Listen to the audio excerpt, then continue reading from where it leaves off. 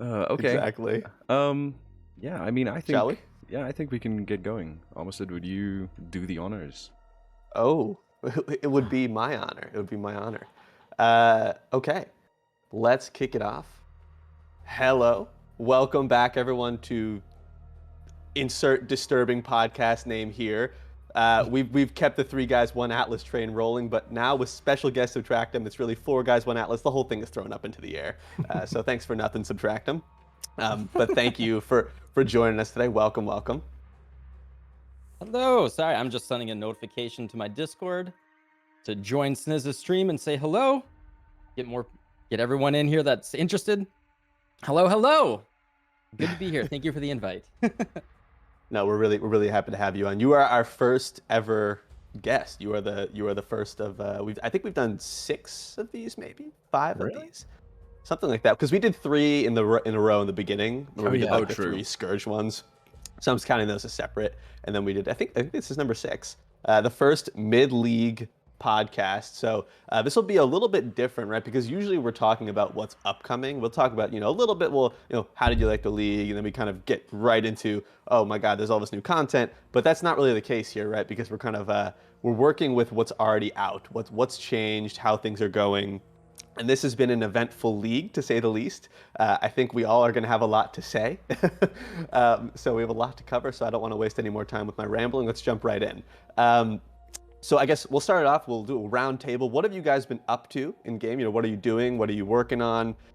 Builds, running heists, money making, whatever. What are you all doing? We can start off with alcohol.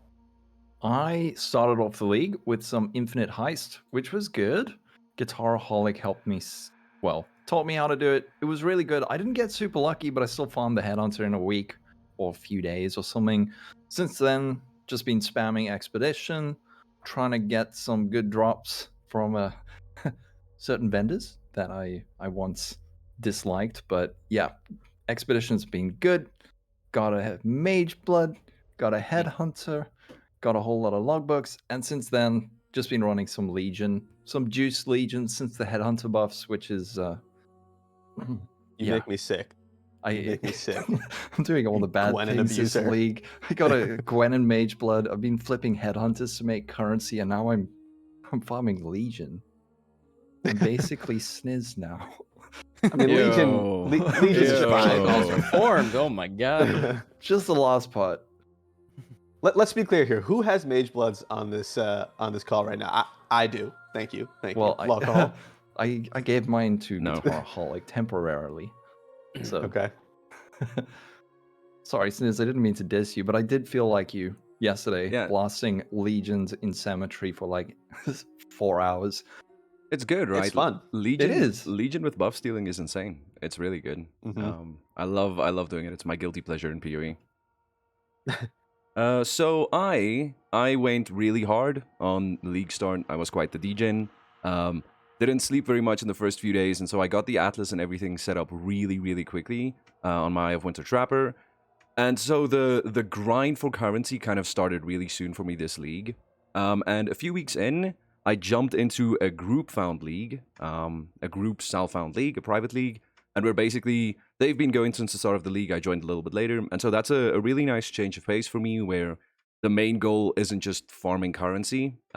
It's you have more the setup process of your build. Everything you want to target farm is important. It's not just X per hour.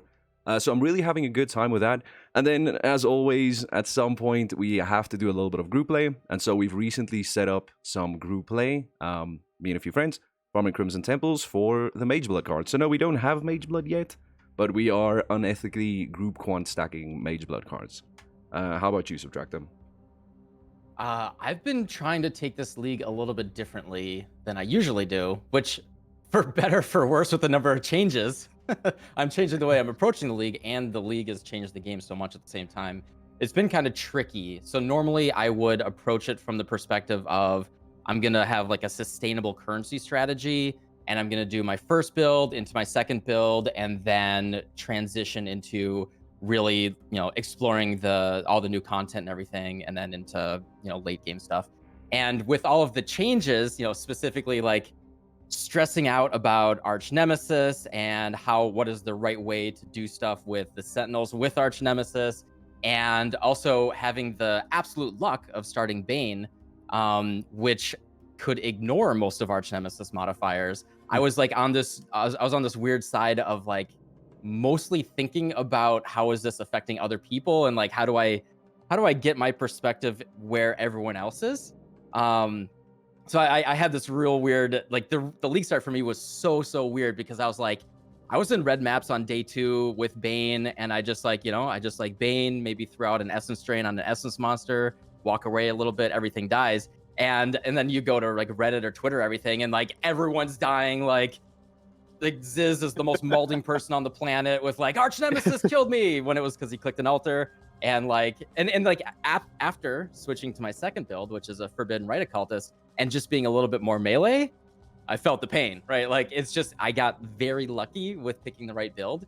And so I was in this weird place because I had a build that was ignoring everything. So yeah, but I started Bane, and then I'm transitioning to Forbidden Rite Occultist, and I'm doing a thing that I like to do where very slowly upgrade a build and walk people through the entire process. And Forbidden Rite cast on Crit Occultist especially is a notoriously expensive build. And so I'm doing just like step by step upgrading it very slowly, and not like jumping ahead into the full Mage Blood thing, and kind of experiencing that. So I'm still in that process, and I'm also just like working on the 40 out of 40 challenges kind of earlier than I normally would, because we should definitely talk about that. They are something, man. You're going for it. What I'm are going you for at? 40 out of 40. I'm currently at 15, but I have a lot of them that are almost complete. Sure. My end game grinds is almost done. Yeah. Wow. Yeah, I think I'm at 7 or 8. I Yeah, ushally I'm on push it all 6. at once, so It's a this big is not one. unusual. But yeah, this is. I mean, definitely we can talk about that now. Honestly, they're way harder, way harder. I mean, this was not a casual transition in difficulty from last league. It is 2 times as hard. I feel like, if we're trying to quantify it in this nebulous way, but. Yeah, they're way harder. I feel like this stage right now, I'm usually about 20 or 24 just by playing the game, right? Mm-hmm.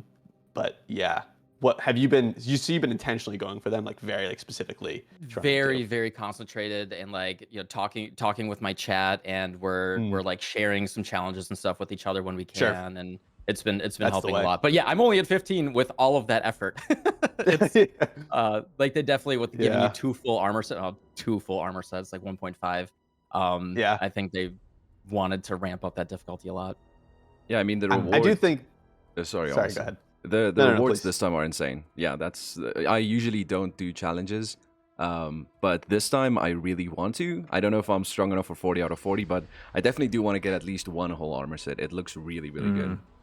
They do, yeah. That's where I'm at too. If I can I think get it one. might have the opposite effect for a lot of players. Like some players previously might not have felt motivated to go for like 36 because they're like, the reward's not good enough. But now I think some people might even do fewer challenges because they think this is too hard. So even for me, I'm kind of like, am I going to do this? Like, am I going to even go for 24? But I think what will be really nice about it is late league, when you're just like, I've done everything, I don't know what to do. Then you've got a whole lot of these really cool challenges. Well, I don't know, some of them are just painful, but there's going to be something to do at the end. I'm hoping that it gets to like 2 months in the league, and then I can spend like 3 weeks just doing challenges. So maybe it is a really good change, but I must admit right now I'm feeling like, I don't even know if I'm gonna get to 20. I At feel least- like the challenges, you have to treat them in a different way than you might have treated last league or any of the prior league challenges. I feel like they're kind of you have. I'm thinking about it from the perspective of something like a Dark Souls or an Elden Ring, where you just have to be prepared to just throw your body at it repeatedly and die nonstop until you get it. It's like you have to think about it from a different perspective, right? Where it's like, now I die, I'm like, are you kidding me? Like, that's bullshit. That's like that's my thought. But then I feel like this is a different approach. You kind of have to be like, okay, I'm going to fail frequently doing this until I get it, which I don't think is a bad thing inherently. I think if you're hardcore, it's a bad thing. But if you're softcore, like the vast majority, it's perfectly reasonable to expect to fail a number of times. But I haven't really tried any of the big ones yet, so maybe I'm speaking out of And turn. that's the Uber boss. The good news is you can buy a lot of them. Yeah. If you're willing to buy it and just go somewhere and purchase it from someone. The vast majority of them are actually purchasable. So if it's like I have a point of pride for myself is like I do want to try really hard to get it myself. Mhm. And so like Yeah. that actually every time I upgrade my build, I throw my face at Uber steering Exarch and I'm like, build's not ready yet.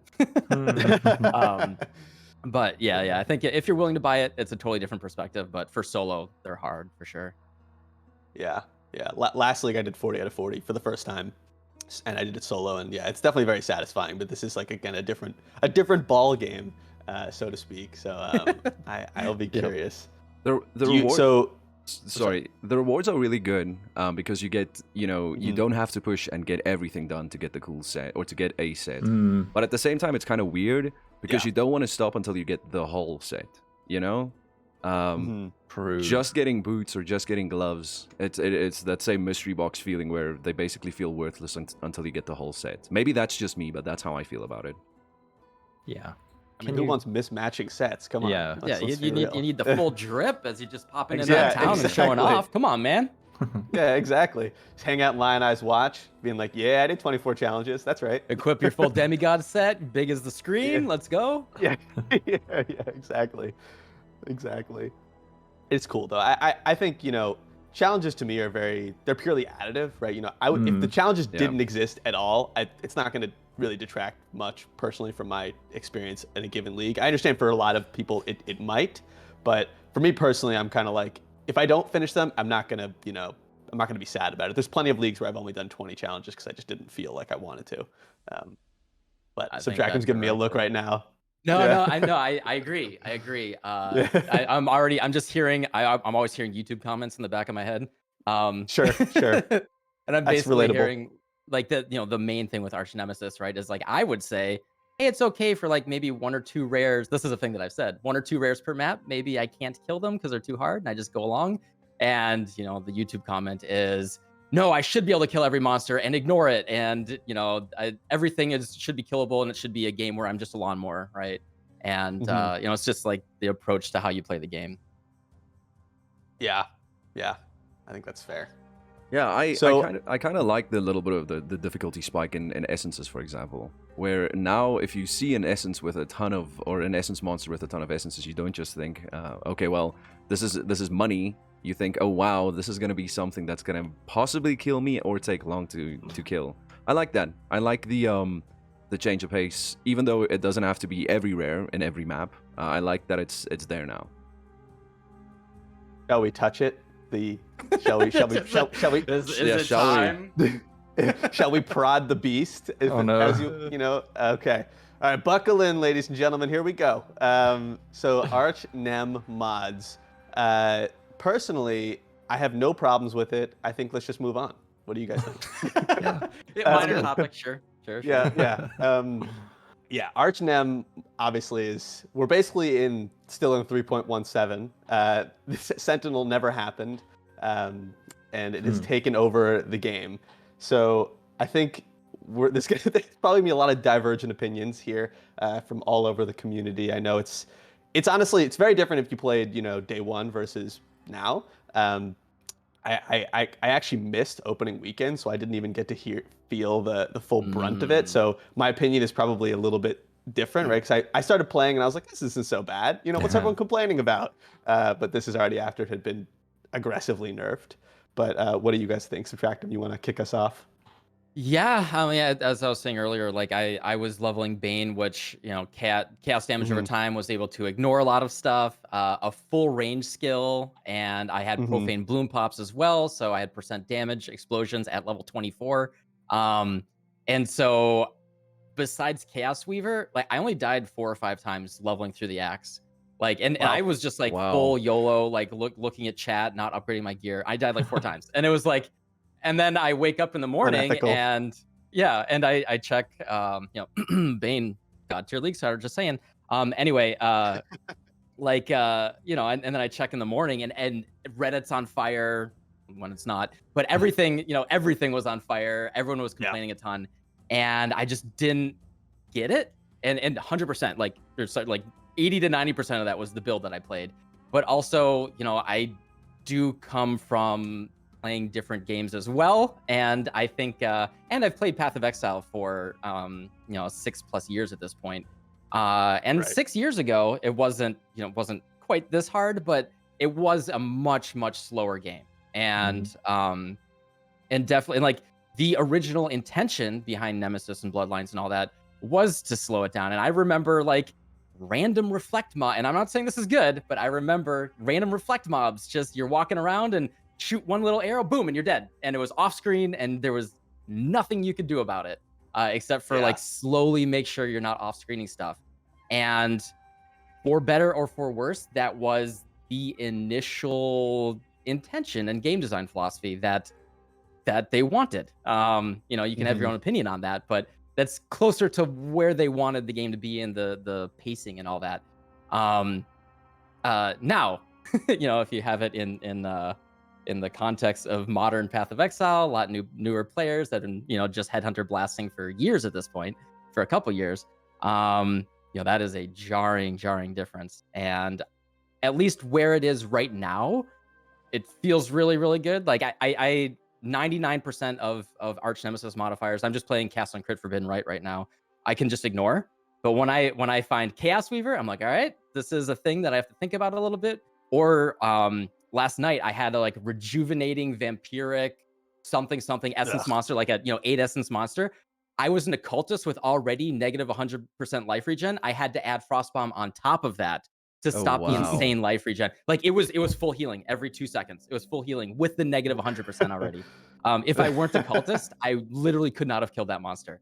And it was just, I thought that was an interesting thing. I was like, all right, gotta go back to my hideout, tech stuff in.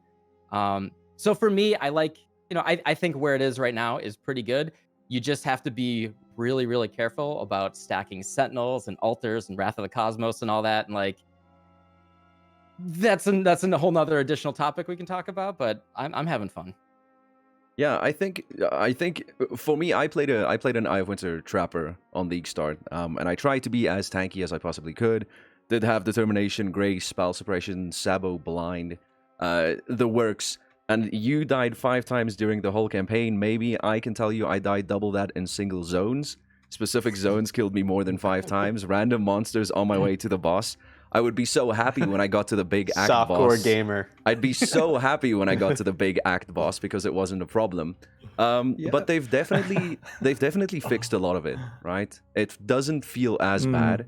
I think a lot of people who are still a bit negative about the new Archnemesis mods, they probably had a really bad experience in the first day, and it's all these stacking things. In the first few days you don't have gear, so you're always weaker than you usually are. The game feels harder anyway. On top of these very powerful, overpowered monsters, and then also if you pressed Sentinel, it was pretty much a death sentence for your character.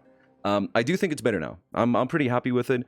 Random ground dots are still a bit much for me. Yeah, that's annoying, man. You can deal with ground dots. Yeah. The cold one. Yeah. Cold dot is brutal. Yep. And they're so common there everywhere. The keystone up in the corner that gives you 50% less damage over time taken, but the increased duration of ailments, I feel like that's a must-have on every build I play now. I've taken it on every build. Of the Lords. Yep. Yeah. I literally take it on every build. I'm fine with dealing with the ailments if it helps me out against the ground dot. It is absolutely insane. What is the name of that node? Leaf Shade. Oh, right. Okay. Yeah. I should maybe grab that. I don't know.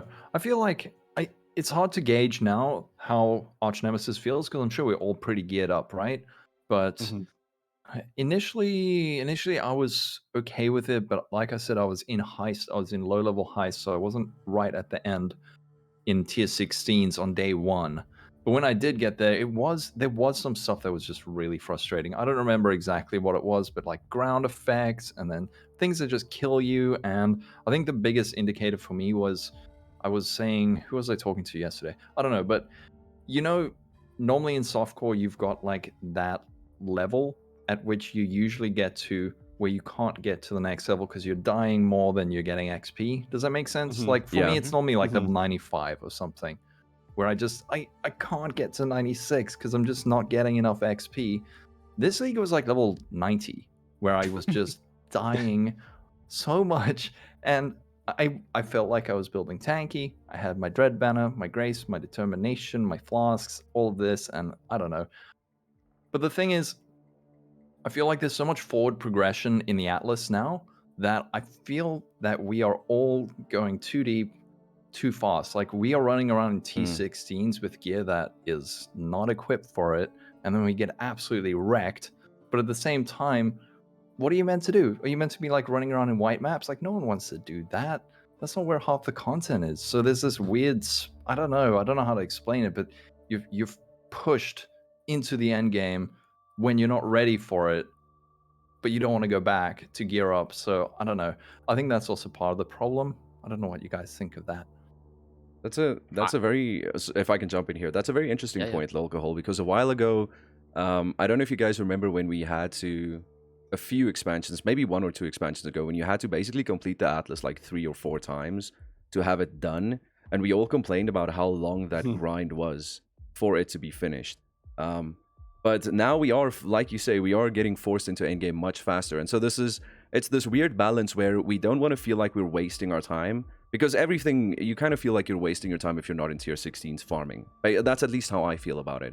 And so I want to get there as fast as possible, but at the same time, doing tier 16 juiced content on Atabi doesn't feel good. So I don't know where they find the balance in that, but that's a really interesting point you make, yeah. What's the solution?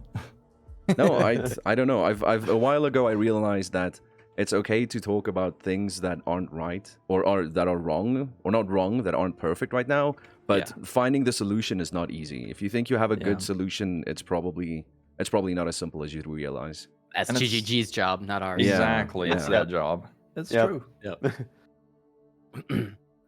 Yeah, I was kind of mentioning this in the beginning.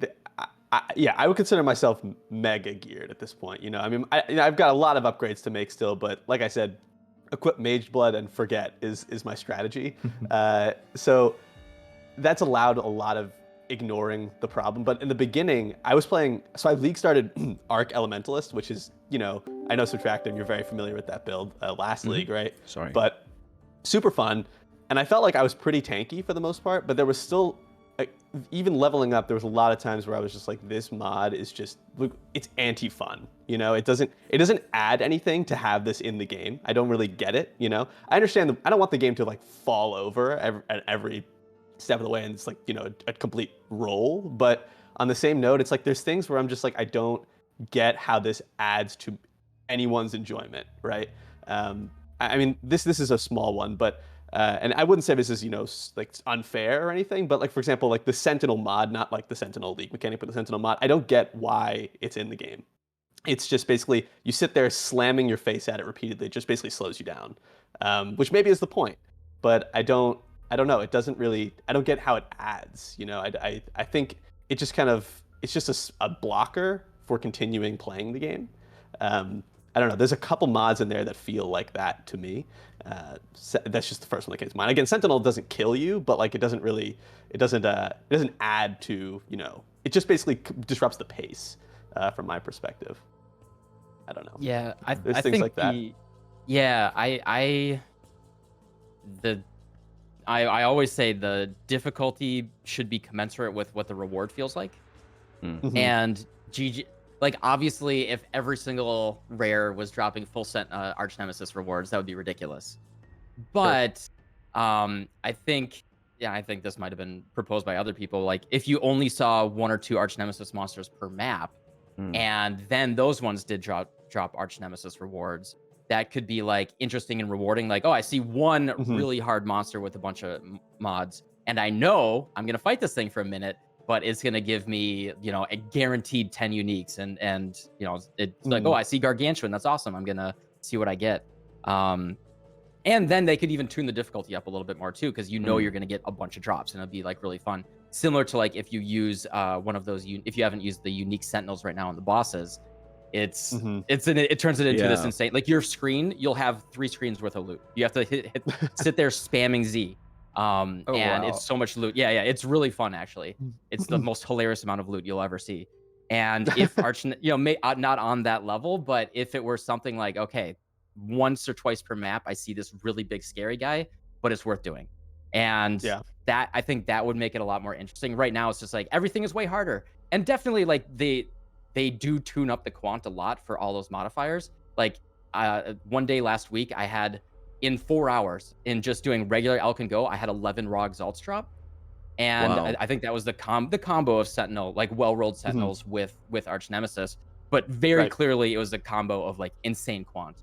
And so Yeah. that's there. But I think maybe quant being the only lever they turn instead of more focused, interesting stuff like Archnemesis was, might be a little degenerate and oversimplified right now, just like the pure Diablo 2 style. Maybe they could tweak that a little bit. I do think from the perspective, because I know that originally when they were pitching Archnemesis, as it were, to the player base, they were saying, we want people to slow down and understand the mods that they're dealing with. And I actually think from that perspective, it is a success, because I definitely catch, like before, I would literally never read the rare mods, because it was just, more life, more health, more damage, whatever. It's just very generic. But I think now I definitely, I've been trained now to read and understand like what the mods are on the monster. However, that doesn't necessarily make it feel any better when I encounter one that I consider to be, annoying, right? It's like just because I know what it is doesn't make it less annoying. But that being said, there's a lot of time where I find myself, I'm like, oh, okay, that is, I'm like, okay, this monster is not dying. I know that's like that must be a Sentinel mod or something. Or I've got with Ice Prism, right? I've been trapped. They've got that little border around them. Oh, okay, I kind of know what to expect. I know like what's coming. I Or think effigy, that is I'm actually, dead. yeah. Or effigy. I've lost 10% of my experience. Yeah. Yeah. There's a lot. I do think from that perspective, it's a success. I just think that the mods need to be, to your point, Subtracting earlier about that monster you fought that just could not die because it kept rejuvenating. I think there might need to be some rules in place that don't allow certain mods to stack with each other.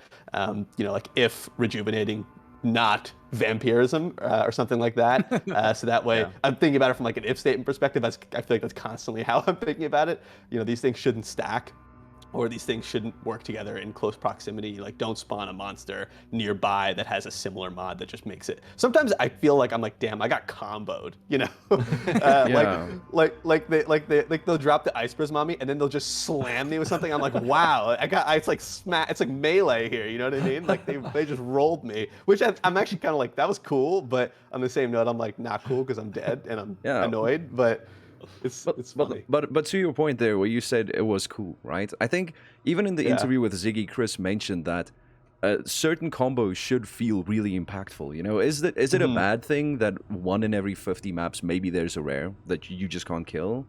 I don't know. I don't think that's necessarily a bad thing. If that was one monster in every map, yeah, that's a different story. Yeah. But having these unique special situations where you find this insane combo that you might not see again in years, I don't know. I kind of think I like that. One thing that I don't like is I feel like there are certain mods that should have some sort of special tag, and then they shouldn't necessarily be able to be taken by blue packs. So if you've gotten a frost wall from a rare, if you kill the rare, then it's okay. But if you get a blue pack and all of them have the frost wall mod, it's kind of a nightmare to get through all those frost walls because they're constantly putting that on you. And the same with ground dots. The ground dots that follow the monsters around. When it's one rare, sure, I get that. But when you have an entire blue pack just painting the arena, that's kind of hard to deal with if you just can't out regen or survive on the dot. So I think I'm happy with where the mods are, but I still think that certain mods should be maybe not just available on blue packs. Maybe it should be one monster that has the mod, not 20 of them. I agree. The ground dots situation is just extreme. annoying, man. Yeah. Hold on.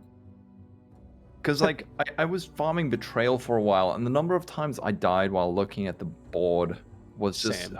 Yeah. Or harvest too, when you harvest. Yeah. Why is this in the game? And I hope they will adjust it. The thing is, if you've been playing this game for a few years, you know that GG is going to address it eventually, right? I do have faith that they're going to fix it, but there are some mistakes that 3.2. they just keep making, like on death effects, ground effects, and you're like, man, Why? We hate these. Like, wasn't there like an immortality mod? Yeah. What was it? Mhm. Yeah. Yeah. I mean, Yeah. it's like, come on. But I do have faith that they're going to get it right. But it might take some time. And I'm feeling like it's in an okay spot now. But yeah. I mean, that's a big topic that I've been thinking about talking about for a while, actually, is like the quality of what a league is on, and it's hard for sure, but the quality of what a league is for the first few days should not always be expected to be awful, right? Like Oh, we yeah. shouldn't have to expect, day Mhm. 1, day 2 patches. Shit, like if we look at the bounce back after this league, like there was good interest on day 1. It like the Steam charts after the first couple days, right? Because a lot of people, they just get hyped for the first couple days, and if the league launch is bad, they're out for the next 3 months. Mhm. And I think we're seeing that a lot, and the numbers look bad because of that, I think. And I think if people started playing today, they'd be a little miffed with the Archnemesis stuff. But by and large, especially Sentinel and all the other stuff that we're going to get to, I think this is, minus the league launch and Archnemesis tuning, this is one of the best leagues ever, possibly the best, right? And Agreed. unfortunately, the Archnemesis stuff like overshadowed it, and it just turned into like full negative hate mob because of how bad it was. And I feel that pain. Yeah. I think It's that's Expedition all over again, right? Yep. Like, incredible league mechanic with a really controversial patch. Yeah. So, yeah, it is. I think that point though about the first few days and like not having to patch it, I do wonder how the initial rollout of Arch Nemesis difficulty kind of passed. I know that Chris Yeah. kind of addressed this a little bit when they did the initial intro patch, and I get it, right? Like it's never gonna. It's a crunch time schedule to get these things out. Sometimes you have to push things and say, okay, is this worth delaying anything for to fix these things? But like this was so extreme that I'm kind of like, how did this get through to some degree? Like how did the alarm bells not go off being like, this is impossible levels of difficulty for what people are used to? And build disabling combos too. Yeah. Yeah, build this exactly. Yeah, again, I get it. It's a league is never going to come out with no bugs, perfect, beautiful. Like it's so rare unless they have a ton of time to build up to it. But this felt like very, very extreme in terms of how much needed to be adjusted. I mean, the fact that they did it like basically a day 1 patch to lower the difficulty I feel like says a lot And in day terms 2. of And day 3. and day 2. Yeah, exactly, Yeah. exactly. So, I'm willing to quote beta test, as everyone likes to make fun, a little bit, but like I feel like this was like very obviously out of whack, and I'm surprised it made it through that initial like QA pass, basically. I don't know. And But- another thing that was kind of interesting, or that made the whole situation worse, is if you encounter a hard pack in the map that you're running, it can be really hard. But if you encounter an insane combo in a ritual or in a breach or in a legion, it just becomes absolute insanity, and that's why I feel like it's really hard for them to balance. Because if you balance around the difficulty of a ton of monsters in like a ritual situation, then you might tone them down to the point where they just don't feel impactful if they're not necessarily in a ritual, It's really hard because they've already built so many different league mechanics, so many different things that you can interact with that are quite difficult or easy depending on your build. I don't know, the balancing thing's really hard. I do think, though, like you said, Omni, I could pick anyone from chat right now. I don't care how long you've played the video game. You could play on the first day's patch for like 2 hours and you'd know that it was just way too much, regardless of what you were doing. So it is pretty interesting to me that that didn't get through, especially since they said that it was tested. I just don't know. Sometimes I wonder how they test things. How much of it is someone actually playing, and how much of it is simulations and numbers that they just look at. I mean, the row is in Act 1, man. I'm always Yeah. Yeah. How to make sure that a newer, fresher player never plays your game after the second zone.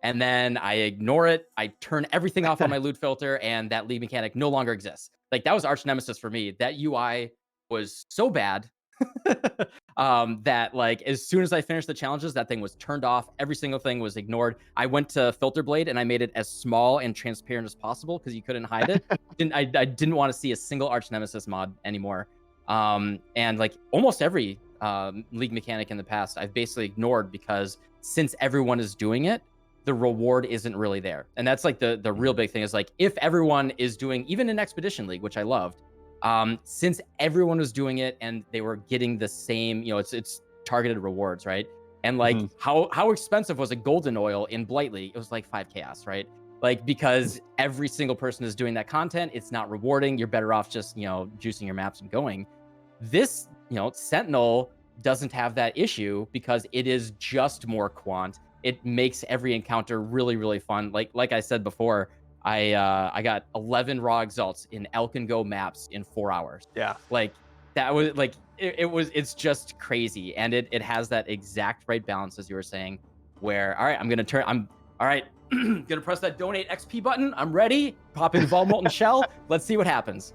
And it's this real fun, like, gearing up encounter. It's very, very fair. And then as you get into it a little bit more, we get the Sentinel controller with the filaments. You can customize it.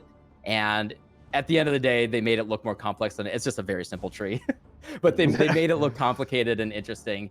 And you can choose, like, am I going to go all in on Pandemonium? Am I going to do some Apex stuff?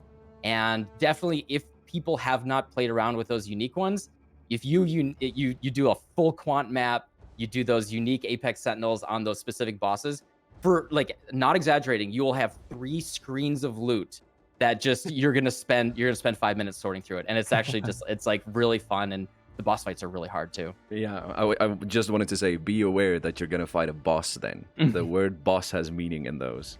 Giga boss, yeah. Yeah, I mean, I like it as well. It basically just adds value to whatever you do.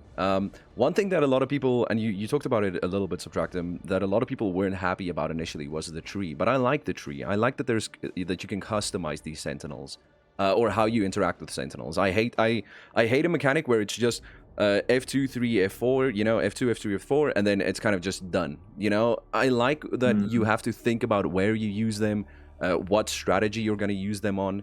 One thing that I don't like necessarily is, and maybe this is just me, is how many you drop.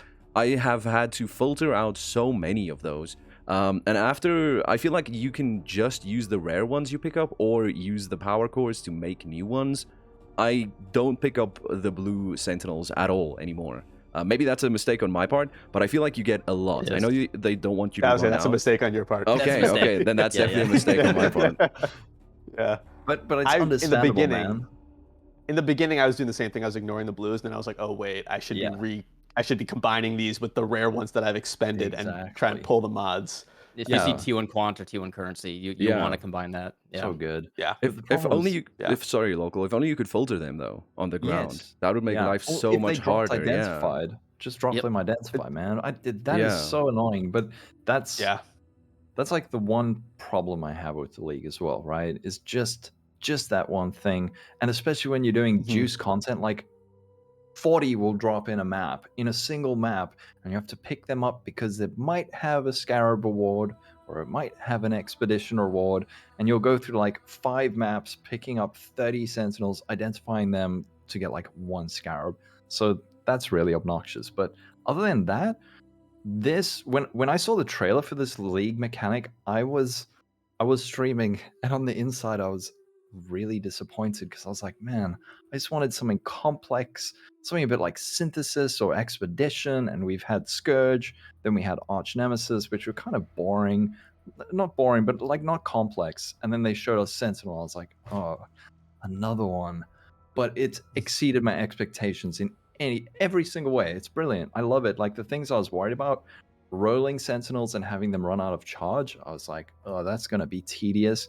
Now, when my Sentinel runs out of charge, I'm like, yes, I get to roll another one. I get to like breeding time. Yes, it's breeding time. Like I found that Scarab one, and now my little currency one expired. Let's try to get them together. So I love that. And then just like the loot feels so good. and you like push that button, then your Celestial Herald of Ice propagates throughout the pack, and then you get all the little dopamine swings on the ground. Feels so good. I love it. I really love this league mechanic. Other than that one thing about them not dropping identified. Why did they do that? Why? Also, For the- wouldn't mind if they were 1x1s. That would be nice. Yeah. Oh, they're so big. They're so so big. Yeah. Then the I've ID got quad thing. tabs full of them. Yeah. Then the Well, then that's the where they keep their genetic material for the breeding. Okay, yeah, and the other 3 spots, yeah. Yeah, I'd be more okay with picking them all up to ID later if they weren't as big. But they make stacking the loot from your map hard. Because Yeah. they're the 2x2, I don't know if it's an awkward shape or if it's just me. But it feels like It's awkward. I have a lot of open slots in my inventory still, but I can't pick up what I want to pick up because I gotta do inventory management and shuffle a few things around. So yeah, that's probably what led to me not picking up most of them. Yeah. Mm, I would yeah, pick the up 1x1 would blues. be nice. Yeah, but I mean, in terms of previous league mechanics that have just sucked, that's a pretty minor gripe to have. Like compared to Archnemesis, which was the UI was so bad that you stopped using it, right? Sentinel is so good that you are willing to pick up all those Sentinels because it's worth it, right? Even though it's obnoxious, and I wish they dropped identified, I'm still gonna pick it up. So Do you guys think that Sentinel will go core in any way, shape, or form? please, I was Probably watching. not. No, I don't was think so watching either. Yeah. Pelseron.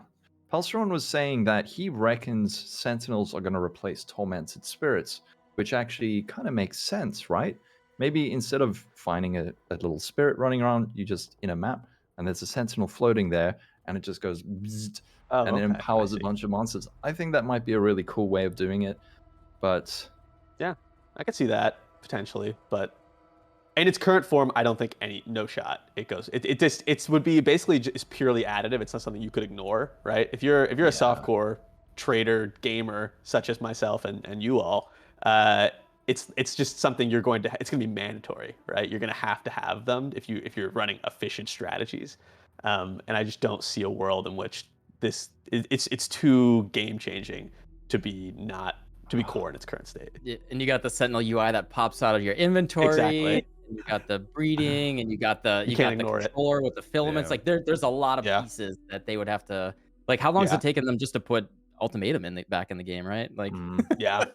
it's a really complicated one. I'm a little worried that It's a touchy subject, all right? It's a touchy subject. I miss Ultimatum. I love that league. I know. Me too. I Me don't too. believe it. I think this is a rather based opinion. I think people misremember Ultimatum. I swear when we were all playing it, people didn't like it that much. You're But- right, but I did. All right. You did. All right. Forget other people. I liked A lot of Ultimatum. people I was didn't, having yeah. fun. True. If you had a headhunter, Hmm. and you were playing, I was playing Ellie Hit with a headhunter. Like, Ultimatum Yeah. was peak 10 out of 10 fun. Of just like my character would be the size of the screen, and I just shoot, like 10 times, the entire screen explodes, and then I get 30 exalts, and it felt awesome. Like, yeah, but if you're just like, I'm cycloning around, yeah, it would feel bad. It's true. No, when you describe it that way, I also want it back. Yeah, I think I just- the general mindset of negativity around Ultimatum wasn't necessarily because of Ultimatum. I think it was because we had the big nerfs in 3.15, the league right before Ultimatum. And then it was once again stand in a circle for loot. And if I remember correctly, I think that was also the league where South Curse got destroyed completely. So it might have been this collection of other things that made people not like Ultimatum League at that point, and then later on they realized that, oh wait, this mechanic was actually pretty damn good. Yeah, it's a similar thing, like good mechanic, bad patch kind of thing. And like you said, also it came right after Ritual. That was another league announcement where I watched it. I was like, really? Two circle leagues in a row? So yeah, just bad timing maybe. I mean, they did say that they have big plans to bring it back. They did say that they have an interesting way that they want to implement it, but it's going to take time. So if you miss it, I don't have any good news for you. Hopefully, eventually, it's going to be back and in a good state. Yeah, man. They're going to put it in the game, and it's going to be 30 waves instead of 10. It just shows you how much we actually miss Ultimatum, because we started off talking about, do we think Sentinel will go core?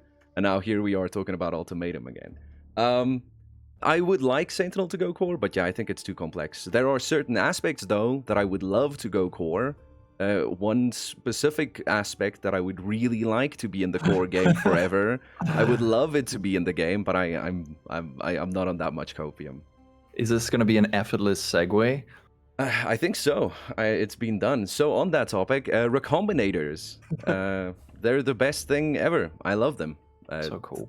Anyone want to talk more detail about Recombinators? There's just, I don't know where to begin. There's so much you can do with them. They're amazing. Like a currency printer I think it's for the uninitiated.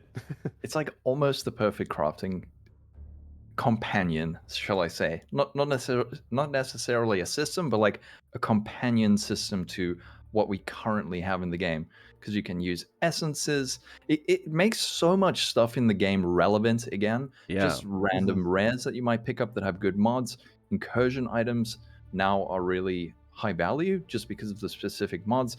I was doing expeditions and getting tons of fractured items, and now ones that previously would have been completely irrelevant, like tier 1 life on a cloth belt, suddenly it's like, oh, awesome, I can maybe try and get that on a Stygian. I think it's brilliant, and also so I've had some bad experiences. I think we've all had bad experiences with Recombinators, but I think that's a good thing.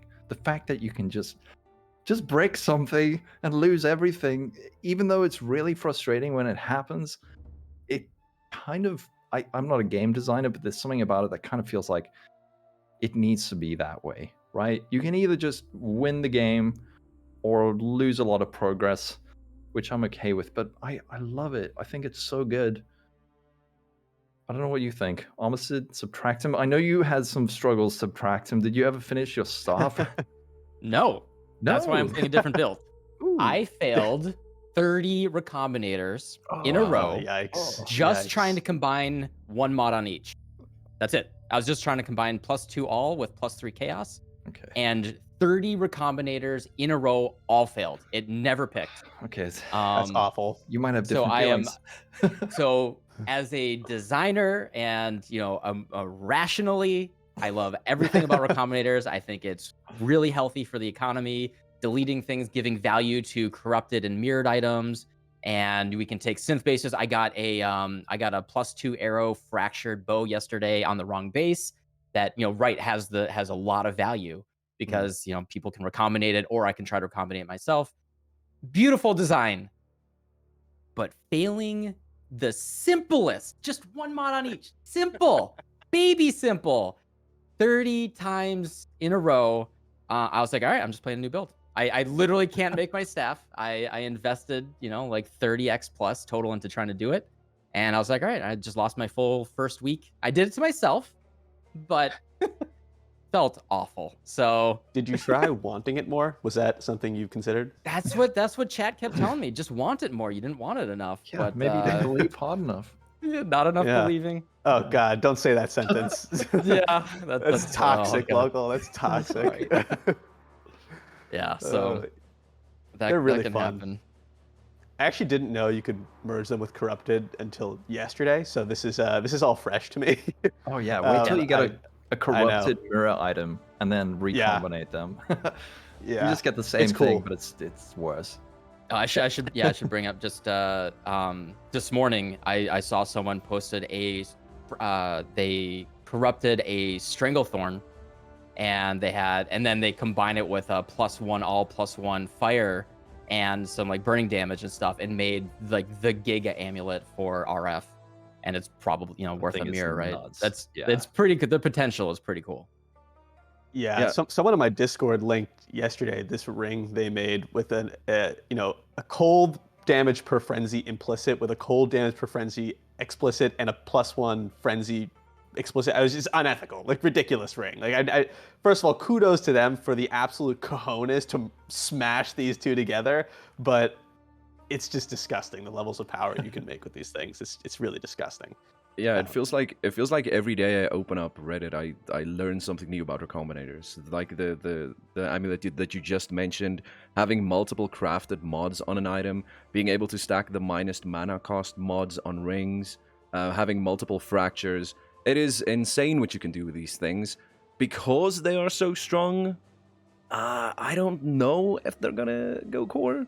I love them. Don't get me wrong, I love them. The fact that, like you've mentioned now before, you can pick up a trash fractured base with a good mod and it becomes really valuable. Or that you can put, and this is one thing that I absolutely love. You can move spell suppression now onto different bases. I love that. Spell suppression is so good, and I love that I can move it. The 100% global defense mod that you can move over to other bases, so good. But yeah, unfortunately I think it's too strong, and I don't know if it's gonna stay in. But I hope it does. I hope it does. I love it. It is so good. Will. I don't know. I disagree. I think they're gonna go core. Maybe they'll be rarer than they are now, but I could see them going core. It's definitely really powerful, but like you guys were alluding to, there's so much risk inherent in, as Subtractum is well aware, there's so much risk. Yeah. And I think pulling things out of the economy, destroying items is always good if you can do it mid-league and churn items, because that's what keeps things having value, right? Is the league gets stale because the economy gets stale for a lot of people. The league gets stale for a lot of reasons, but my point is that churning items out of the economy has a lot of value, and that's why standard is kind of like the way it is, and the league is the way it is in terms of from an economic standpoint. So I think churning things is always a good thing, and this is a very efficient churn. And Recombinators are really good for standard as well, because you can recombinate mirrored items. So people in standard are churning through mirrors, right? So you take your god tier mirror base, make a mirrored item of it, then you take that mirrored base and you try to recombinate the broken thing. If you want to speculate, if you care about standard and you want to speculate, I would be buying every single Recombinator humanly possible right now, because if those don't go core, you bring all those Recombinators to standard and you're just buying eternal orbs all day. You are king of the castle and you will be filthy rich controlling the Recombinator economy. Yep, I think you're right. On a similar-ish note, just touching on the economy here. So I think the economy has been usually it kind of just playing in the background to some degree. You know, prices are changing, things are going, but this league in particular, I think it's been very much in the focus, particularly sort of tethered with the Archnemesis situation with Headhunter, and then the Mageblood card. Mageblood's been exceptionally cheap this league. I think usually by now it's about 2x what it is right now. Usually, the last 2-3 leagues what it's been. Right. But Headhunter is extremely, relatively affordable compared to what it usually is. I think yesterday when I looked, it was about 60x, give or take, 55x. Yeah, it's a good price. Mageblood, I bought a Mageblood 2 days ago for 185x. I mean, that's like the cheapest. That's like a day 5 price right there. And we're at week 3. So I don't know. Has the economy? What's been your guys' thoughts there? How's it played out? Any interesting notes there you wanted to touch on? I noticed very early on that things weren't selling like they usually do. I don't know about you guys. Like, were you struggling to make some sales early on? With what? I said, you mean like price-wise or speed? No, just with speed. Like, I was heisting a lot and finding a lot of gems and things, and I was undercutting most people, and they were still taking quite a while to sell. I don't know if that had something to do with Archnemesis. Maybe there was just less currency in the economy or what. Trade was just dead permanently. The first week, we just didn't have the trade site, Oh, yeah. That's true. Okay. There's that, That's true. You literally couldn't trade. Now. You literally could not trade. Anyway, that's my 2 cents. I think, specifically talking about trade, early on, if you experimented with Recombinators, you could get some really good Recombinator bases for next to nothing. Like the first 2 to 3 days, I was able to buy +1 all scepters for a couple of C. And I try to make +2 scepters all day for like the first few days. I bricked so many. Now, the random bases that you get are so valuable for Recombinators. You guys know the unique chest that you can wear that drops magic items ID'd? I don't know the name, it's very rare. A lot of people and a lot of groups are starting to run that and then filter out specific magic mods on items to use them for Recombinators. I don't know how to pronounce that, Enko. That's why I refer to the chest. It's the cloak that you can get from Betrayal. It's very rare. You can get it from Betrayal. They're pretty, like, you'll never, it's very unlikely to see one, but it is something that people are doing. Even in our group comp, we did it for a little bit, where because of how valuable Recombinators and Recombinator base mods are, You literally just filter out for mods. So magic items, all these random trash magic items that you never look at, now actually add value to your map if you're willing to go through the hassle of sorting through these items on the ground. Yep. Another reason Recombinators need to go core. Like, I mean, they have please, to. They have please. to. If they remove it, it'll be so sad. It will be sad. I mean, we said the same thing about tainted currency, right? True. That was kind of like memey though, right? They were lovely, I don't know. I think But it were had you- it. but in what way Yeah, did they create relevance to such a wide They array do the of opposite. items? Yeah. Yeah. Yeah. You could make 6-linked white tabulars with colored sockets, right? Whereas this is like Is suddenly this a pitch for everything your is YouTube relevant. channel? Yeah, Yeah. self-referencing. Yeah. Yeah, and I mean, while I we're talking hope about they do. while we're talking about the economy, like we have said before, the random fractured mods on wrong bases are now more valuable. Recombinators really have had a massive influence on the market. I was really lucky, like I said, to get into it early. Now, if you want to make some insane Recombinator, and I mean, you guys have seen the insane Recombinator items that people have made. I do also think that it's good that Sentinels often drop fractured items, so we have a better source of fractured items now because we delete a lot of good bases with Recombinators. I don't know. I think that's why certain things are worth more. Things that weren't necessarily worth anything in the past are now a few C to a couple of X on regardless of the base. So I think Recombinators have been really healthy for the economy. Really good. Agreed. I'd say on a somewhat similar note, in terms of money-making strategies or just fun strategies, I know, Lolcall, you said you've been doing Legion. I was a Legion enjoyer last league, so I understand that life. Yeah. But I feel like Recombinators have been a really, again, for the uninitiated, for people who aren't using them, you can just print like good items. I mean, I was just smushing things together, unless you're subtracting them, of course, then you can't, unfortunately. Yeah, I've been just smashing amulets together the entire league, and it's just pretty, relatively consistent. There's again, you'll hit cold streaks, you'll hit hot streaks, but for the most part, you can just make pretty easy, a lot of +1 things, right? A lot of plus gem levels.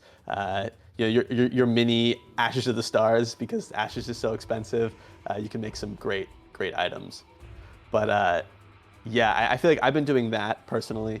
I've also been an Expedition gamer as usual, and Harvest. I just recently unspec'd Harvest, I think yesterday, because I finally hit the wall where I was like, okay, I think I've done 6,000 harvests plants, and I think I'm done with Harvest for now, or at least searching for it. So what have you all been doing?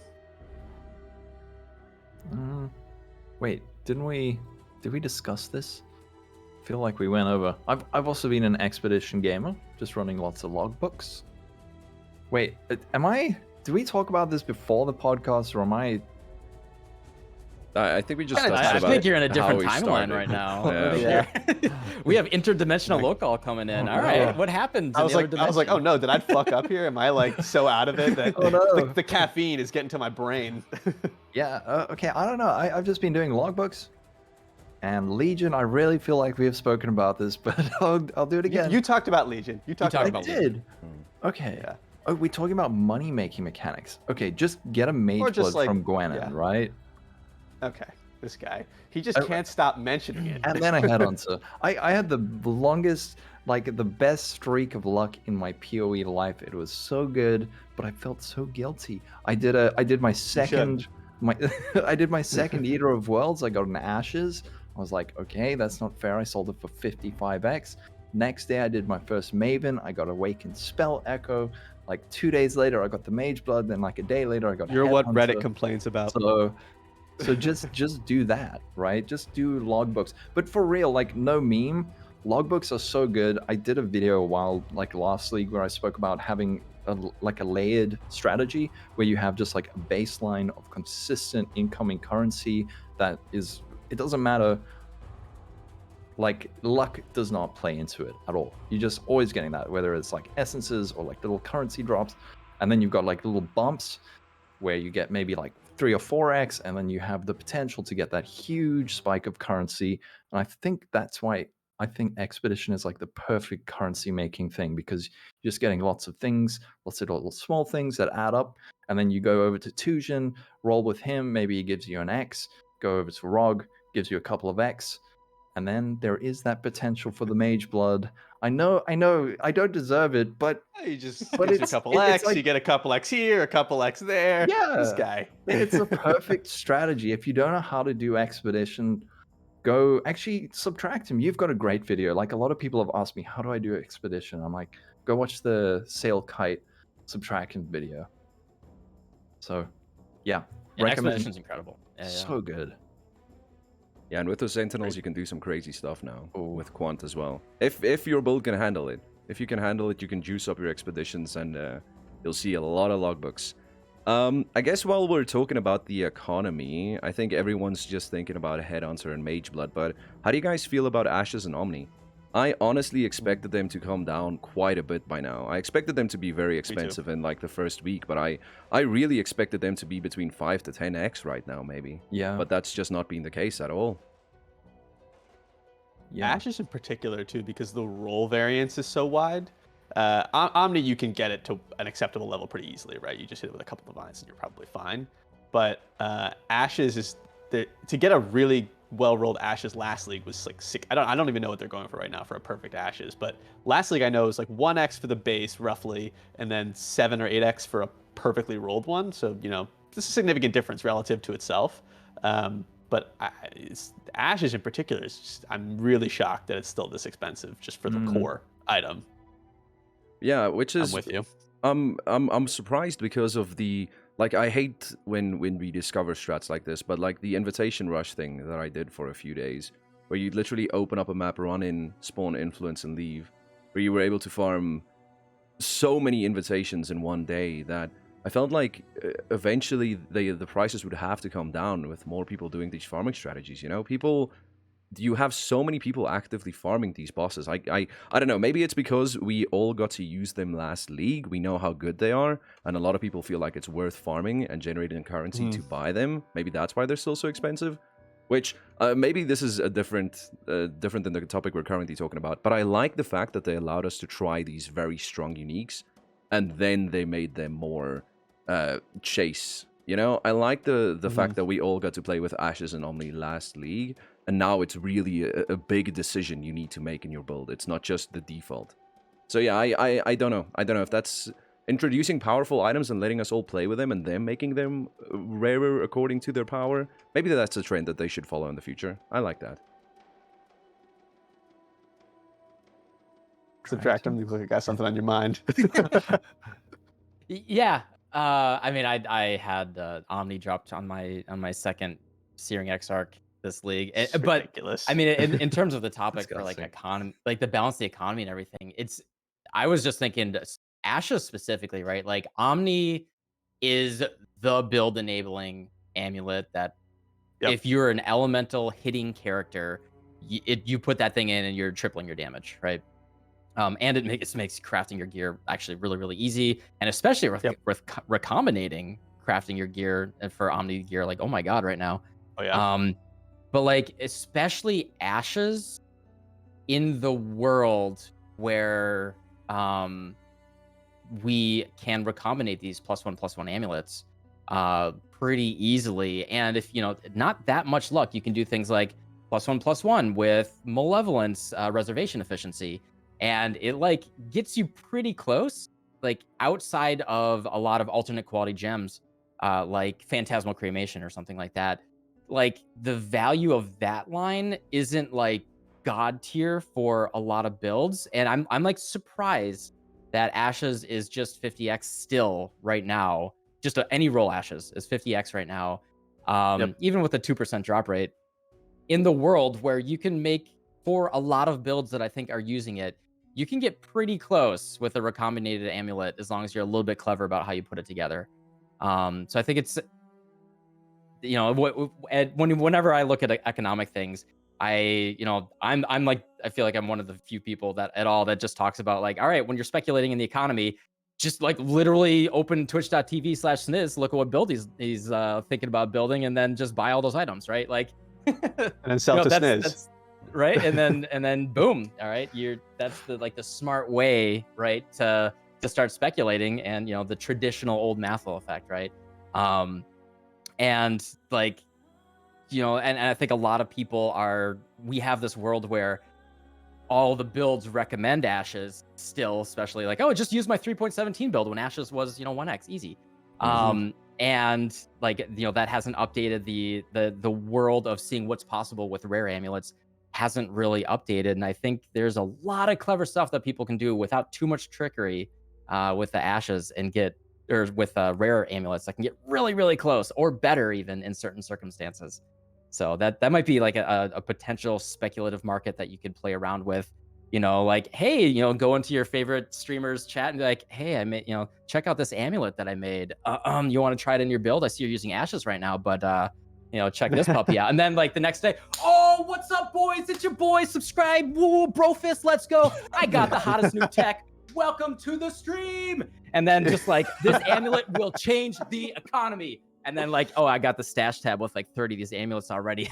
Get owned. And like, not that anyone would do that. Never. And so like, like this is, it's a very small economy that's very emotion and speculative based. And as a single individual, you can really influence the market by just going to a single Twitch streamer's chat and like, making him make a video or something. And like, yo, I just made, 10 mirrors because I did that.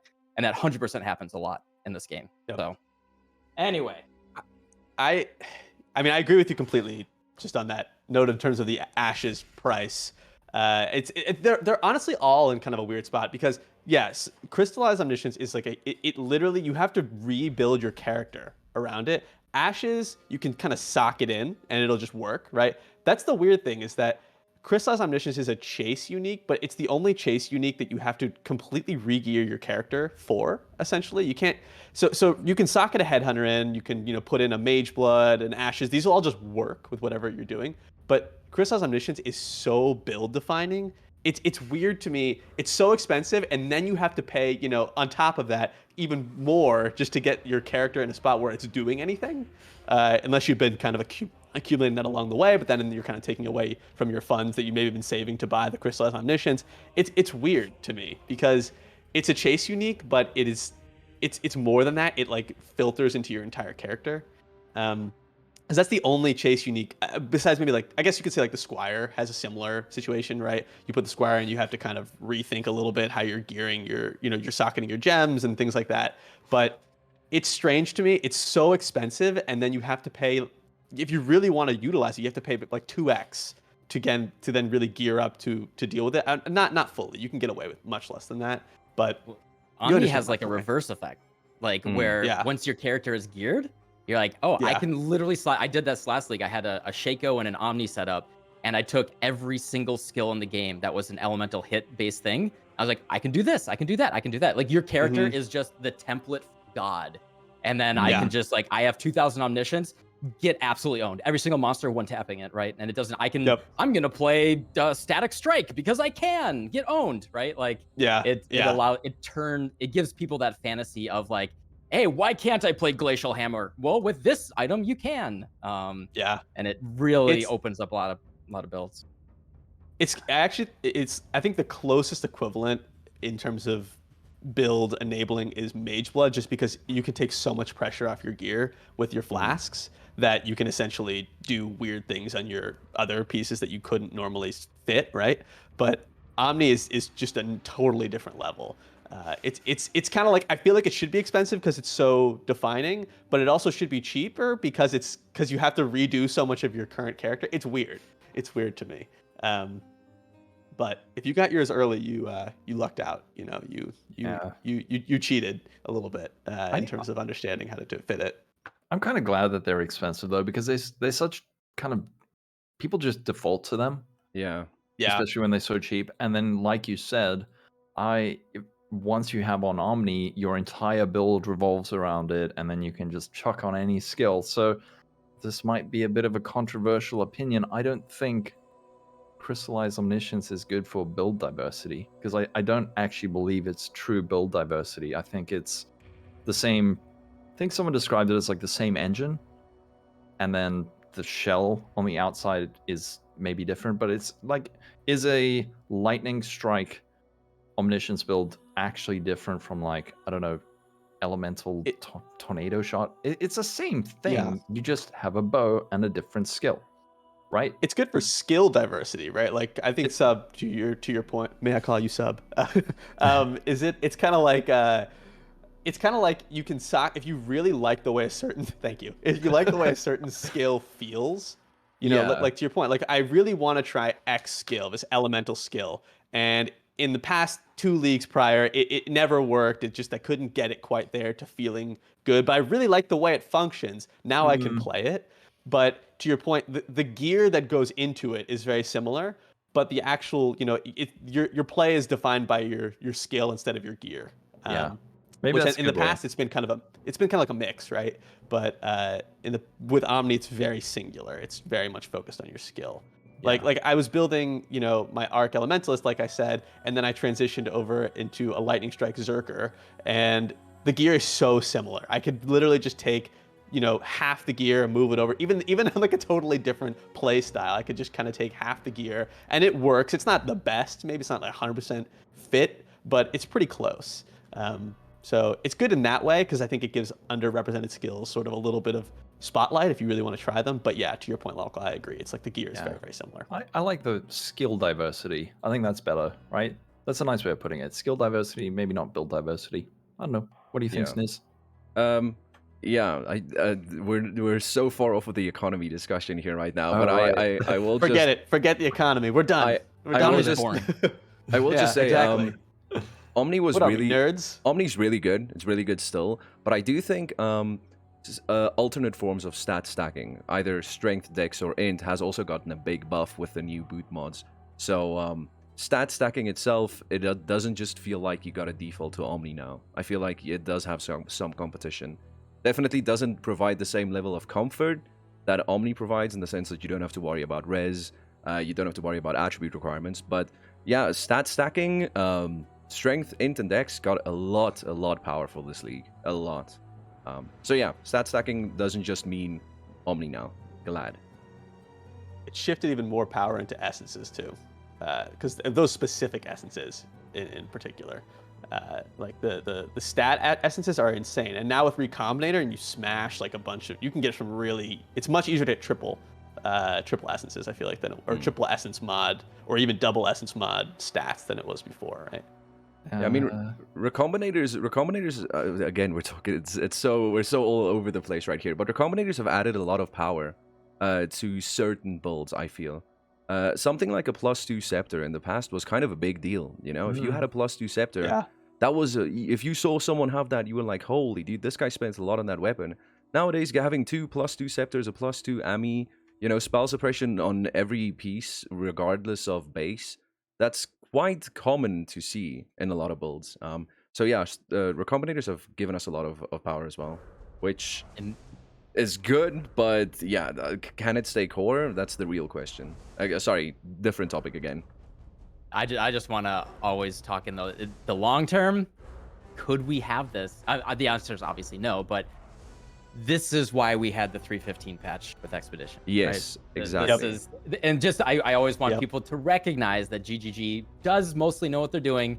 They did those nerfs, and they felt bad at the time. They should not have done it as like a big ripping the Band-Aid off. I 100% agree, and it needed tuning, but they had to do that to open up the design space to give us Mageblood, Omni, Ashes, and Recombinators, right? They could not do those with 3.14. Like, if we had Ritual League with this power, like, come on, right? Yeah. So that's why they do this stuff. I think Sniz, you actually, in a stream, you put it really well. There's kind of like ebbs and flows in terms of player power. Some leagues we feel really strong, some leagues we're a little bit weaker, then we're stronger again because, yeah, to your point, they're constantly trying to keep things in check in the long term. So yeah, this is if it's this 3.13 with Ashes and Omni, we'd just be like face rolling everything and it'd be ridiculous. But yeah, it's really hard to develop. It worked out. Yeah, it's really hard to develop and plan a game that's playable for years and years on end without power creep becoming too much of a problem. When we think about 3.15 as a patch where they took away a lot of our power, I kind of think of this patch as a similar situation, but instead of directly taking away from our power, they just made everything a bit harder with the Archnemesis mods. Mm-hmm. I feel like this is sort of the same, not necessarily to the 3.15, the extent that 3.15 reduced player power, but I do think that with the Archnemesis mod changes, that's what they've done. And if I have to compare the Archnemesis mod changes to 3.15, I think this feels better. It feels better for everything to become a bit more difficult than for me to know that I've lost power. If that makes sense. That's just something I thought about the other day. Yeah, I think you're right about that. You just gotta at a certain point you're doing 10 trillion damage a hit, and you gotta be careful about Yeah, all the balance there.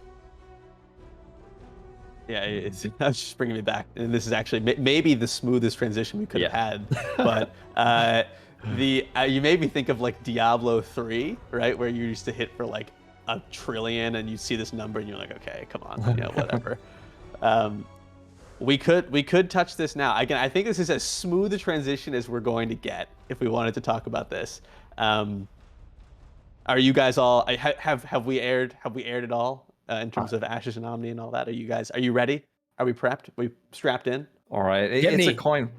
What's it gonna be? Is it gonna be that? Yes. Okay. It's gonna. Oh, I was gonna be that. Oh, okay. Oh. All right. Go for it. So Diablo Immortal is My favorite game. Let's go! I can't wait. Where's my credit card? Hold on. It's done. Yeah, bye-bye. It's done. Yeah. Subtractum sent me some private messages saying, "LOL, video is just to turn people off. I'm a whale," all caps. But yeah, it's so I played a little bit.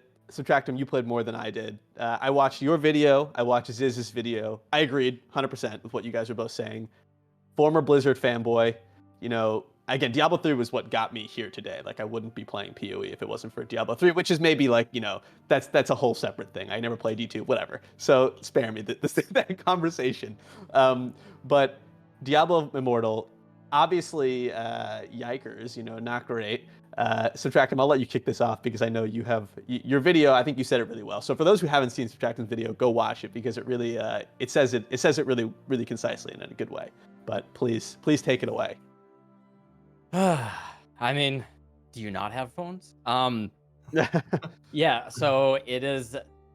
Blizzard is now a giant publicly traded corporation, and they are beholden to their shareholders. And regardless of what they do, whatever product that they make has to be within the perspective of, will we be, making as much money as possible for our shareholders. And I think there is this push and pull and this tug of war of there are very talented people at that company still that care about making good games. Like in terms of the gameplay, like it's a simplified mobile version of Diablo. It definitely has some rough edges, but the actual feel, especially if you plug in a controller, it has that crispy, like that Blizzard feel. Like, I mean, they're copy pasting a lot of Diablo 3 assets, but it feels good. It sounds good. It's got those literally the memorable characters that you remember because like, oh, here's Deckard Cain. Like, no originality there, but it feels good to play. It has that Blizzard polish, but it straight up like, I don't know where this came from. I mean, it's been this insidious thing for a very, very long time, but they just keep pushing the bar further and further towards pay to win and mobile and everything. And it is just a game. It is a game that has actual pay to win where the ceiling is like $100,000 for wailing out. It is a game with PvP where you literally can pay for that power to defeat people. The loot, you unlock bundles for, you beat a dungeon and then you unlock a bundle which allows you to pay $10 to actually get the real loot from the dungeon, and the boss will drop almost nothing and you have to buy the bundle to get the real loot. That's insane. Ridiculous. It's got the most insidious battle pass and everything. If you want to min-max even doing the dungeon in the first place, you have to put in these purple crests, which are you have to buy them, and is the only way to get reliably to get those legendary gems which are the main vector by which you upgrade your character. Like, oh, you want Awaken gems for your character in Path of Exile? Well, every time you beat Maven, you get the ability to pay $10 and get an Awaken gem. It's like exactly equivalent. It's exactly equivalent. I was in a really bad place yesterday after making the video. Like I felt the death of, like, you know, who knows, maybe after the Microsoft transition, maybe there will be enough of a response to this. But I have not, you know, and I've stayed away from gacha games in general. Like I'm against pay to win pretty staunchly. And seeing a company that, you know, I have dedicated very, very large portion of my life to. You know, I got Blizzard stuff everywhere, man. Seeing how far, and like they've been on this path for a long time, right? But this is just like, this isn't a nail in the coffin. This is like a big like railroad spike, and they just slammed that coffin 20 feet into the ground. You know, maybe post Microsoft acquisition and everything, there will be a restructuring, but it could not have been worse. And I was like emotionally upset realizing the state of everything right now. Yeah. True, man. I remember being a kid and Blizzard was infallible. Like they never ever released anything but like borderline perfection. You had StarCraft, Warcraft, Diablo 2. Every time they released or announced a new game, it was like, this is going to be the best game ever. And then it was the best game ever. And you're right. Like that really is the nail in the coffin of like a gradual decline.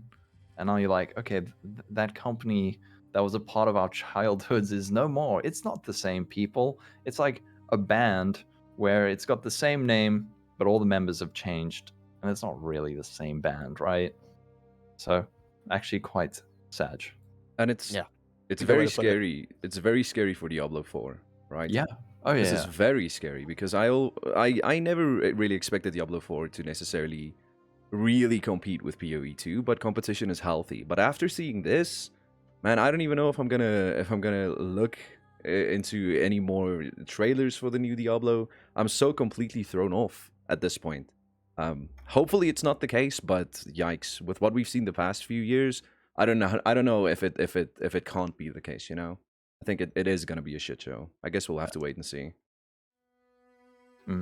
It's it's not necessarily the team, man. I think it's the people, the marketing, you know, or Yes. when the money, the people who decide how they get money and the people developing the game itself aren't necessarily the same people, and that's where things get kind of weird. very. Yeah. I mean, I played it for a little bit yesterday in preparation for this potential conversation. Just I wanted to get a feel for it. I didn't get that far. You know, I played for like an hour and a half. Gameplay wise, to your point, Subtractive, it feels fine. You know, like I don't have any huge complaints about like the way it feels. It looks and it feels exactly like Diablo 3 to me, which is already a 10-year-old game. And I'm kind of like, why would I play this on my computer if I could just play Diablo 3? I don't. It's like a new story, and you know there's some changes. The classes are more or less the same though, and I don't know why I would play this on the computer. It just doesn't make sense. But yeah, the monetization is obviously like insane, right? It's totally next level in terms of predatory monetization, taking advantage of people. It's just like unethical in like the most literal sense of that term.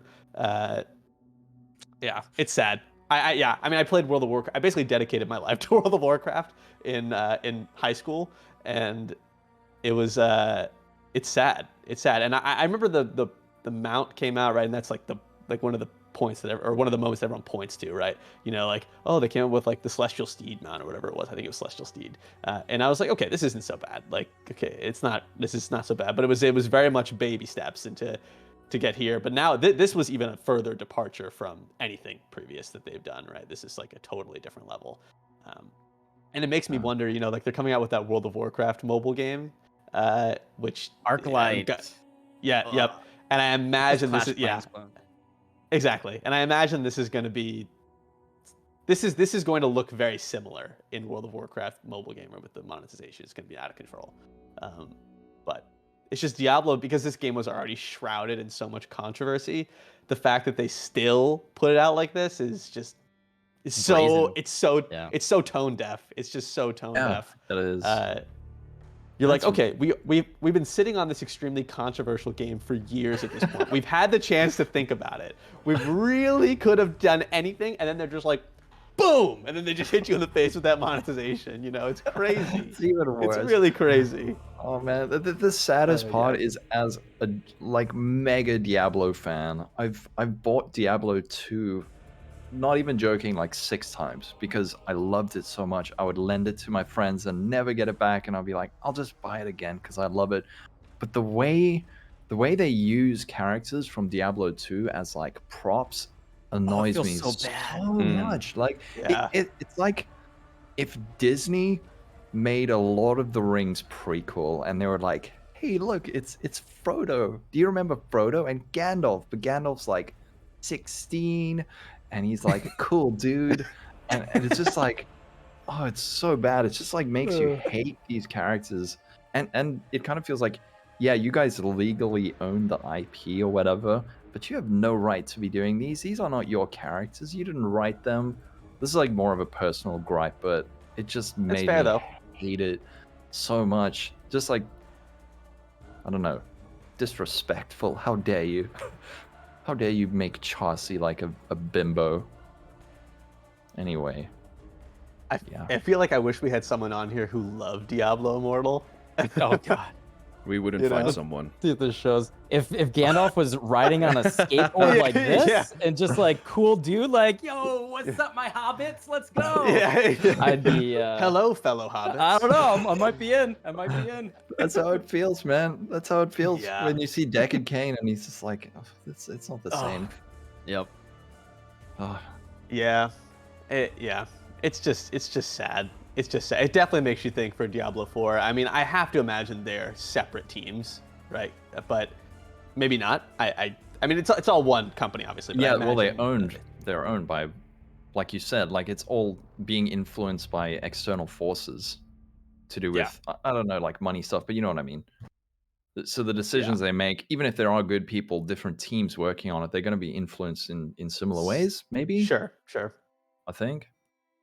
Yeah. Yeah, I mean, so I've seen this firsthand with some for the people that are watching or listening that don't know. Like, I spent a long time in the game industry, and I've seen the financial reports and from a lot of these companies, and I think it was Konami that it was around the time that after Metal Gear 5 came out and they fired everyone that was important and all that, that because Metal Gear and their big name games were not making very much money relative to their literal gambling pachinko machines in China and Taiwan and such, they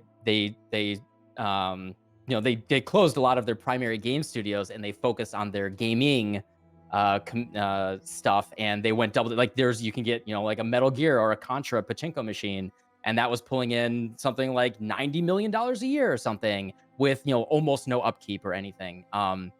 And you're gonna see a lot of that restructuring happening more and more. And like in my video, like I talked about how I was at Zynga and I had my original product manager that was just someone who loved games, and we were doing like game design. Like, all right, we're gonna work on the tutorial and the journal and everything.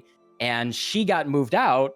And I don't know where she ended up. Maybe she conformed eventually and was indoctrinated. But they brought in someone else who was directly from Caesar's Palace Casino in Las Vegas. And they said, all right, here's the numbers. Here's the buttons that we can press. We're going to change these colors, these colors, these colors. We're going to make sure we're going to put a pop-up here, pop-up there. And this is going to give us, 13.5% revenue, day over day, blah, blah, blah. And that is the language that they talk. And 100% in the development of Diablo Immortal, that's absolutely what they did. And they have the Arclight game. And once those product managers start seeping into the company more and more, and if Diablo Immortal, like I've seen enough people defending that game, in my YouTube comments, especially this morning, it's like I see a bunch of like really good supportive ones, like, oh, this is bad, oh, da. But there are plenty, like there's at least like 1 out of 20 comments is like, I love this game. Sorry that you're poor and you can't afford the pay to win, but this is what I'm doing. Like Yikes. bad stuff. And it's like these people they've been programmed by the mobile gaming and like the monetization, and like this is just what they know, and they think it's okay. And yeah, it's just always it's sad, right? Like once those product managers in there, like, and if Diablo Immortal makes enough money, especially in non-Western markets, then that's just the future of most of their focus. Yeah, I think. Oh, sorry, Sniz. Sorry. It's very sad because you need one person to buy into this pay-to-win thing to make the company more money than 50 to 100 free-to-play players. You know, people who pay for games like this, they pay. Especially in this game where we know, or in Diablo Immortal where we know that the upper end of how far you can go with real money is absolutely insane. And that's such a sad reality to be in, where one person giving an insane amount of money is what the company would want rather than 100 other players. But yeah, so that's sad. It's very sad. Yeah, and to your point, subtracting as well earlier, it's so it's like I can't the development of the game cannot be that separate based on the rewards that are being output, right? Like if the rewards were, I mean, maybe this is a simple tune-up. I don't really know specifically, the intricacies of the development of the game, but it's like because the rewards, like for example, you get to the end of a dungeon, the rewards are so poor, and then they try and upsell you with literal money, right? That's built into the core of the game. It's not like that's not like an additive thing, right? It's not okay. I got good rewards, but I could get a little bit more if I bought. It's no, I got very little, and now they're trying to get me to get. I got 25%. They're trying to sell me the 75%. It's like that's literally built into the core of the game, and that's core gameplay, right? That's not monetization stacked on top of gameplay. So it's I have to imagine this is it's not like the game was developed and then they built the monetization strategy. It's the game is integral. Yeah, exactly. Yeah, I don't know, and because of that, it's like I mean to your point as well earlier, what you all were saying, it's what the whales drive the game. It's not like the person who spends $5. It's the person who spends $1,000 is what that's what they want. I don't know. I feel like the whole internet can blow up, but it's not going to change, especially if there's people who are still buying it. So I don't know. They clearly did not learn their lesson here. 5 years of 3-4 years of 3-4 years of time to sit on this terrible idea, and then they still output this. It's kind of like it just doesn't make sense. Sorry, we now have a fifth person on the podcast. 2 guests for the price of 1. Is that a Maine Coon? No, he's a Himalayan, but I grew up with Maine Coons actually. Oh, Yeah. what a pretty cat. What's its name? Zeus. Zeus. Oh, that's right. It's Zeus. Right. Yep. Hey, Zeus. Everyone say, "Hey, Zeus." Nice. Yeah, I mean, Zeus. all of this at least can put GGG into some perspective. Despite some of their failings and shortcomings, we are very lucky that they genuinely do care about their game and they do listen to us. And the game's not perfect, but it could be a hell of a lot worse, right? Oh yeah, That's man. definitely true. No, GGG are insane. If you think about how much content we get from GGG, how the level, the quality level that the content is when we get it isn't necessarily perfect, but it gets better over time.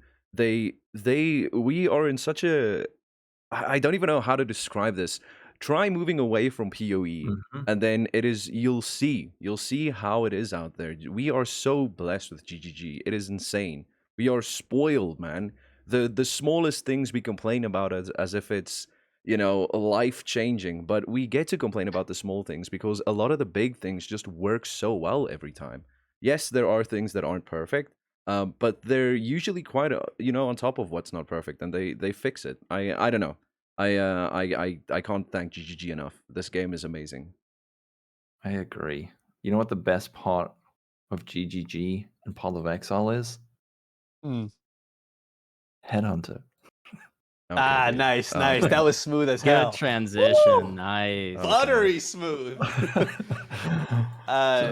So good call. Let's we don't want to end talking about Diablo Immortal, right? That's how am I going to continue the rest of my day in that state? You know what I mean? So let's talk about Headhunter. Headhunter, it ties in kind of to the earlier discussion we had about the economy. It also ties into Archnemesis. My God, it's the perfect discussion topic. So Headhunter Wouldn't have obviously been has 2 seen days its ago. ups and downs. Yeah, true. Alcohol, I know you have been a Headhunter enjoyer this league. You wanna kick us off? Yeah. So actually watching Snizz's stream did enlighten me somewhat, but I think the changes are amazing. I think it's really good.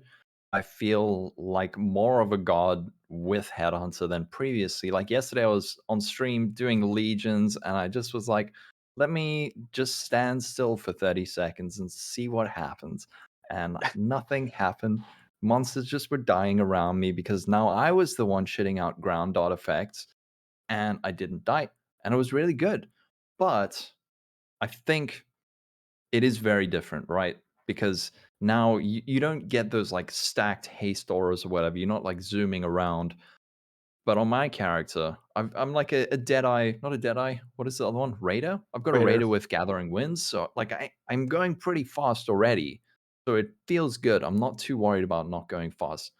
And the tankiness and the damage, it all feels super good. I don't feel like I'm going too fast. So I love it. But Sniz was saying, and I think he's right about this, that it's slightly more of a build specific item. It's not just like a magic, put it on your build. Now it's amazing. Now it's maybe slightly more limited to on which kinds of builds it can be played, but I don't know. What do you think, Sniz? I think my how I feel about the whole HH change has changed a bit over the past few days. So talking about HH and HH power level is always a weird thing for me because self curse was the thing that made me decide to do what I'm doing right now. Self curse is the reason I'm on the podcast right now. And so Headhunter power is always really weird. I think Headhunter is still good. Initially, I wasn't very happy with the changes because I played it on a build that I knew what old Headhunter, regardless of self-curse, would feel like on that build. And when I tested it in insanely juicy maps after the buffs to Headhunter, I couldn't notice a difference at all from pre to post buff. And I think that is just because of how the build was set up. I think Headhunter's still really solid. I just think the way that you build around Headhunter now is a little bit more different. Usually I would play characters that would spread out the damage quite well. They didn't have to be fast, and they didn't necessarily have to be tanky because everything was just going to die anyway. Now I think you want to build a faster character to play with the new Headhunter. The new Headhunter's much more comfy and much more consistent with how long you're powerful. You don't have these insane spikes where you're one-shotting literally everything and you're faster than you can control. But you have consistent power for like pretty much half of your map to pretty much the entire map. And so I think that was the biggest problem initially, why I didn't like the changes as much. I expected to play it like old Headhunter worked, you know, and it doesn't. You need to build a faster character now, I feel. That's at least my take on HH. Yeah. Have you guys played? I'm just gonna use this platform to say I wasn't wrong. So when I saw the buffs, so I'm generally not a Headhunter enjoyer in the first place.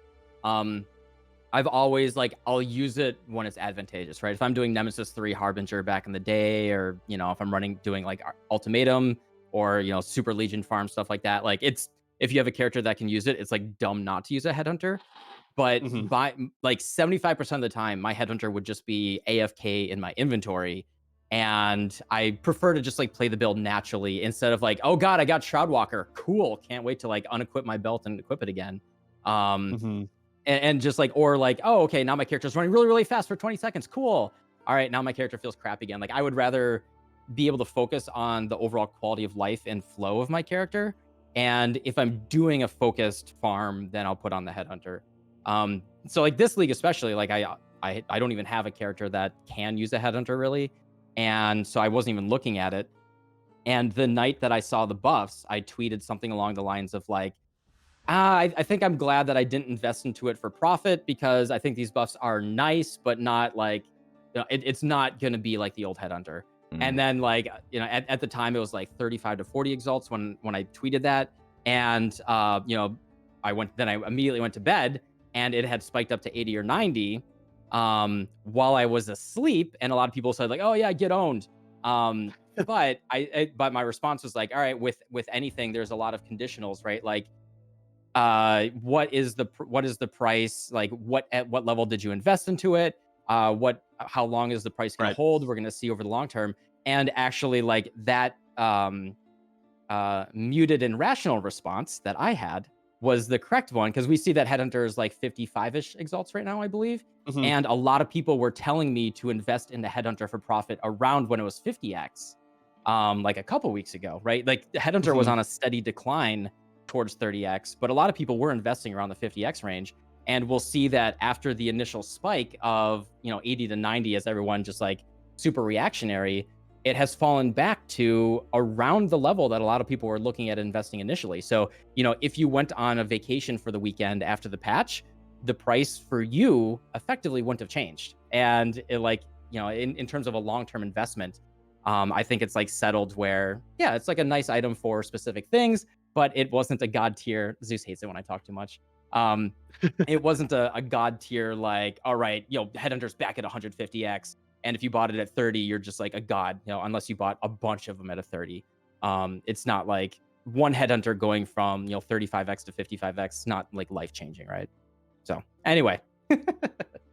Yeah, and I mean, even if it's not old Headhunter, having this tool for a third of what you usually pay for it, if that's the new price that it's going to settle around every league, it's not a bad thing.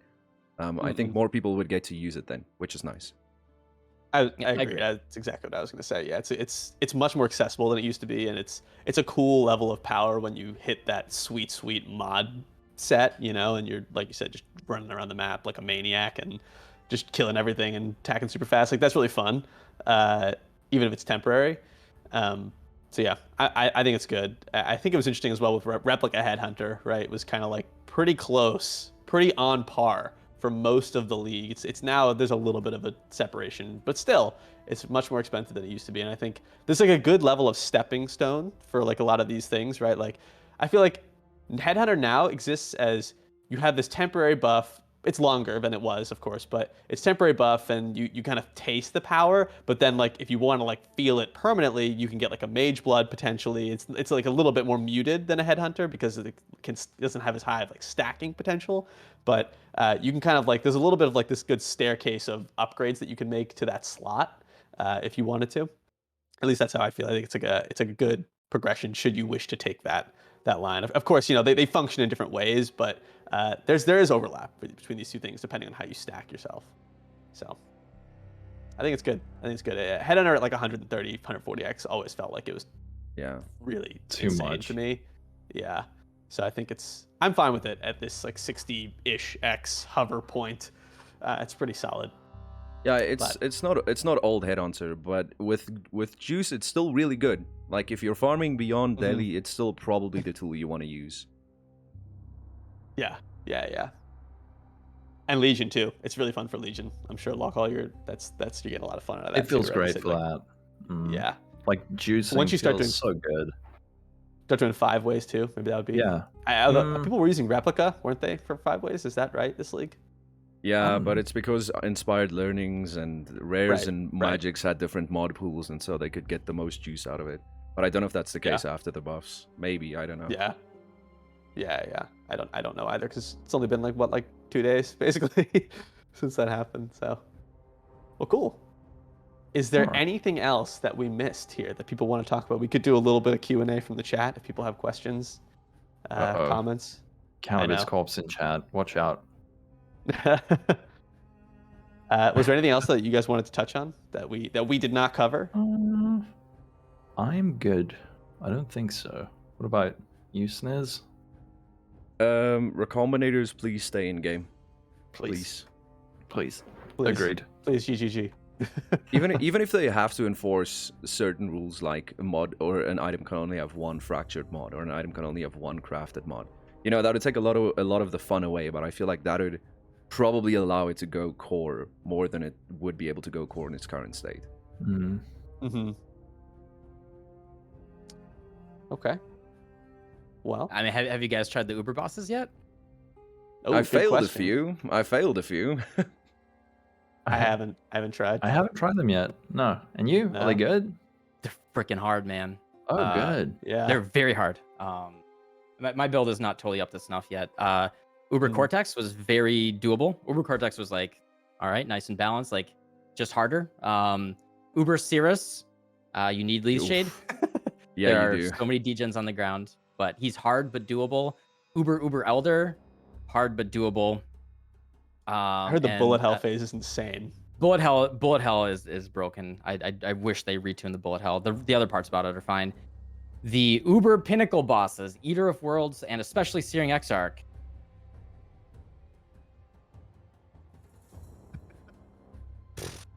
Yeah. It is a level of difficulty that's Oh.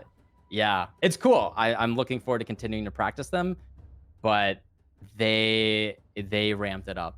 They ramped it up really hard. Like, don't go in there with a any average build and think that you can do it. Yeah. Let's just say that. Yeah. Yeah, the Ubers are kind of in a weird spot, I feel, with the rewards that they give for how hard they are to do, or how difficult they are to do. But hopefully they add to the loot pool. We've seen them add the new uniques. You know, they've adjusted Ashes and Omni rarity, so doing the normal bosses feels a lot better to do the normal invitations now. So hopefully over time you will feel more incentivized to go for the Uber fights once your build is able to do the Uber fights. Yeah.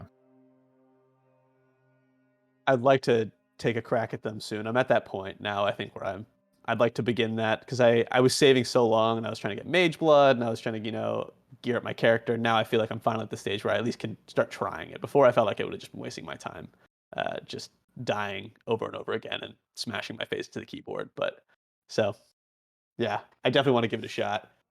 Definitely want to give it a shot soon. They look, I mean, it's a great concept. I love the implementation in terms of the idea. But like I said, yeah, like you said, this is some tweaking potentially to happen. So The We'll see. damage is so high. Yeah, I did. I tried Eater of World, and I'm going into all of them, without any research and just trying to learn them blind. And I have I only have 5,500 ES right now, but I have 86 all res. I have 45,000 armor.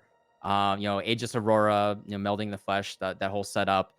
And if I got brushed, and I max block, max spell block, everything. If I got brushed by anything in Uber Eater especially, just instantly dead. It's like this is the tankiest character I have ever made in Path of Exile. That might say something, but this is the tankiest character I've ever made by a lot. And if anything brushes me, I'm dead. And there's just everything all the time, 100 tentacles slapping you in the face. If you like that or not. It's different conversation. It's an experience. Yeah, that's for 4 Guys 1 Atlas After Dark. Yeah. Ooh, I like that. Four guys. Wait, I don't know. 4 guys, 4 tentacles. I don't know. Oh God. Okay. Gross. That's Okay. Okay. End the podcast. Cut it off. Cut it off.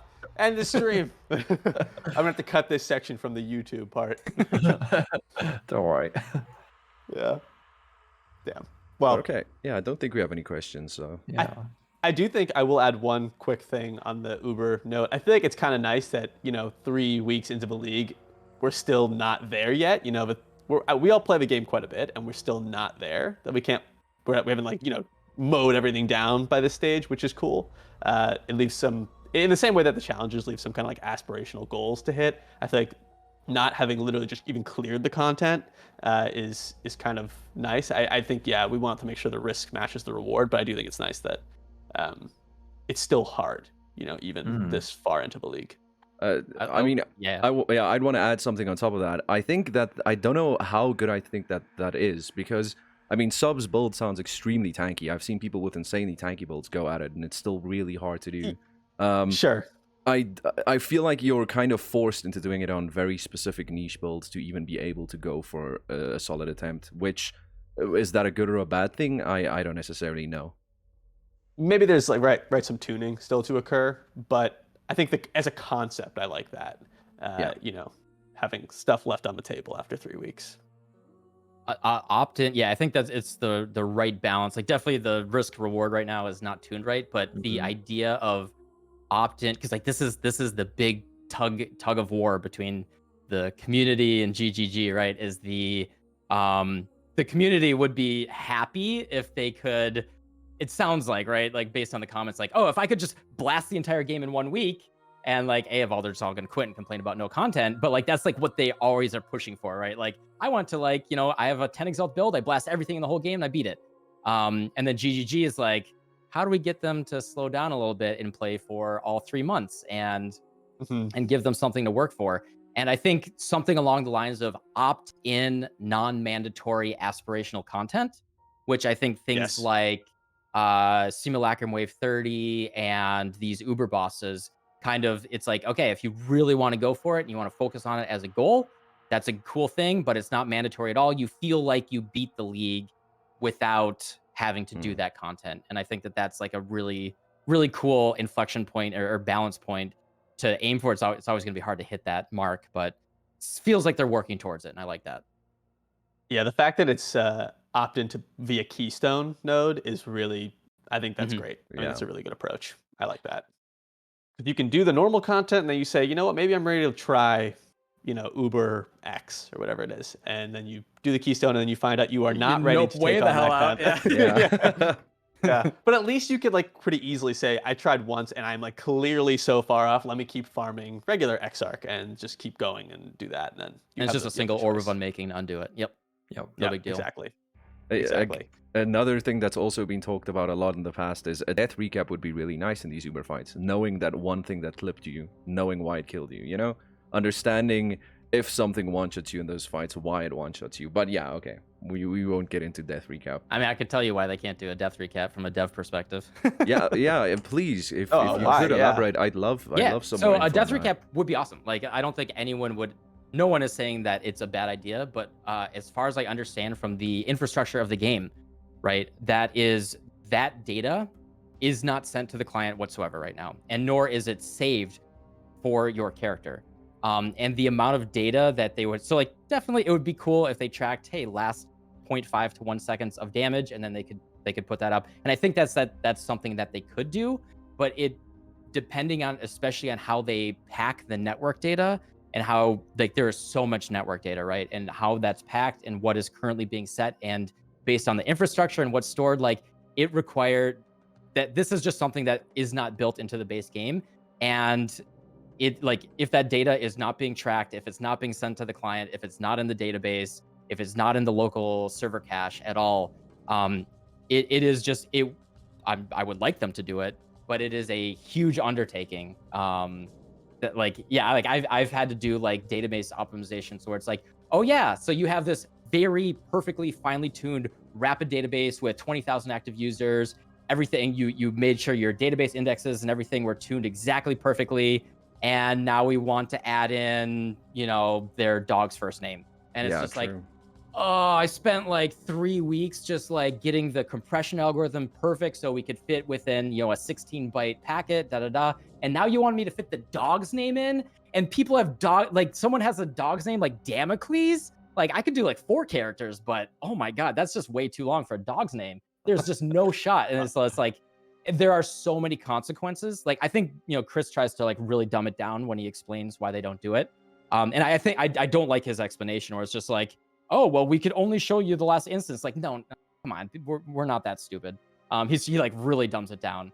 But there's a fundamental, like, there is so much data, and it, like, you think of how much we overload the servers already. Like, if you remember maybe Legion League, where you would get, especially if you played Slayer Cyclone with a Headhunter, if you played Legion League, if you attack too quickly, if you got too many attack speed buffs, it would just disconnect you for too many actions, right?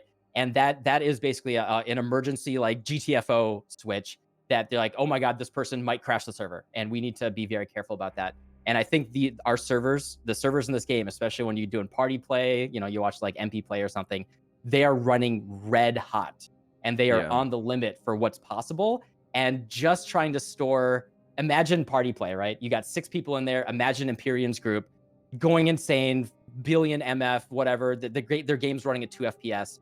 and then you're trying to save, even just 0.5 seconds of damage data on top of all that. Like if all 6 people die and they have to send all of that data up to the client, that you're like 10xing possibly like a single network interaction.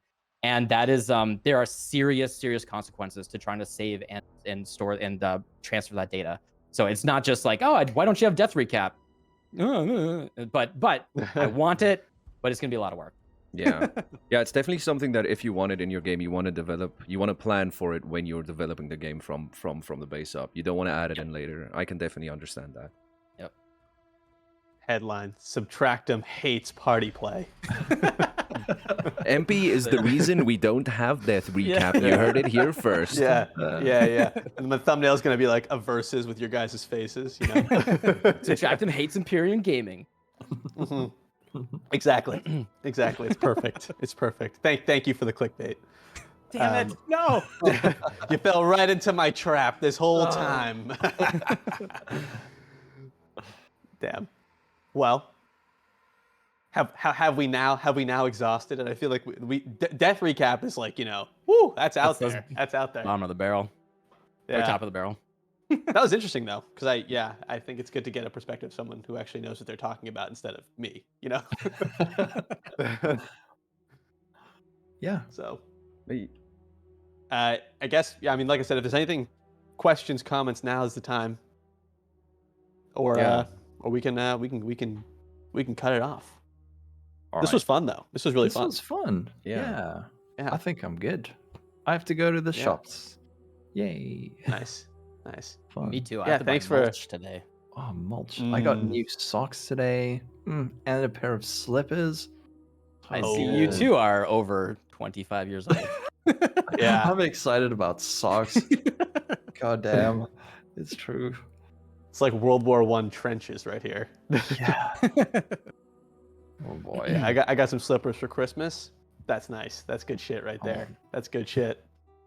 I got my slippers right here. Oh, Nice. wow. Yeah, mine Those are look comfy. similar-ish to that, These like are- moccasin style. Yep. Some LL Bean moccasin style. Ooh, Yep. they'd be nice. Yeah, that's good stuff. I've been maybe this is I actually wear socks with my slippers sometimes because otherwise it gets a little hot down there. I need a little bit of breathability. You don't want to create like an ecosystem, if you understand what I'm saying. Get some good wool socks. That's what I'm talking about. Yeah. Yeah. Well, yeah. Thanks so much for joining us, Subtractum. This was really fun. This was I had a great time. Awesome. Yeah. Awesome. Thank you. All right. Well, should we do like a little outro around the horn? yeah. Let's do it. I feel like I'm Sniz on this channel. I mean, you do such a it's good always like- job, dude. You do such a good job, bro. Thank you. No, thank you for allowing me to. Locall, you want to start us off around the horn? Yeah. You can find me at twitch.tv/localhole, youtube.com/localhole, soundcloud.com/localhole, patreon.com/localhole. I think that's everything. And then there's links to- Onlyfans.com/localhole. Yes. It's my homepage. I nearly take Yeah. that one step further, but let's stop it there. Yep. Find me there. Sorry. No, it's fine. It's coming. It's coming. And then you'll be Oh. coming too.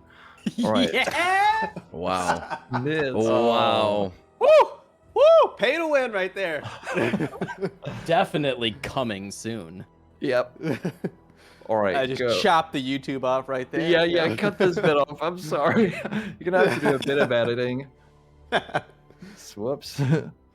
Sniz? Yeah, you guys can find me right here. Thank you. Oh, I That's, think we lost him. No. Sorry. He's I searching forgot. for more Yeah, I OnlyFans, forgot the. No, I'm just browsing. Okay, I'm just browsing. You guys can find me just here. Thank you. Yeah, you're right here, right now. This is where I am. You've made it. Thank you. Easiest follow your lives. Just hit the follow button if you're not. Yeah, do it. I'm gonna unfollow right now. There you go. Oh, Oh my god, he did it. Oh, damn. He actually did it. There we go. Subtract him. Where can the people find you? Yeah, subtract them everything. Twitch, Twitter, YouTube, Patreon, all of those things. Don't whale out in video games, please. You gotta vote with your time, vote with your money. We gotta stop Yeah, We gotta true. stop that stuff. Support games that you care about with good developers. And yeah, thanks for listening to me talk. You can find me, you can find me at Omicid on YouTube and OmicidGG on Twitch because I think I stole my own name. And I can't remember the password to that account, and it's a whole thing. So, you can find me Omicid GG. One day I'll get the original, the OG Omicid, but yeah, you can find me there everywhere. So thanks, guys. This was really fun. Yeah. Yeah, But, thank you. Hopefully we can do more mid-league podcasts in the future because I think it's good to touch base on kind of what's going on in the now as opposed to kind of always retrospective and then forward-looking. Yeah.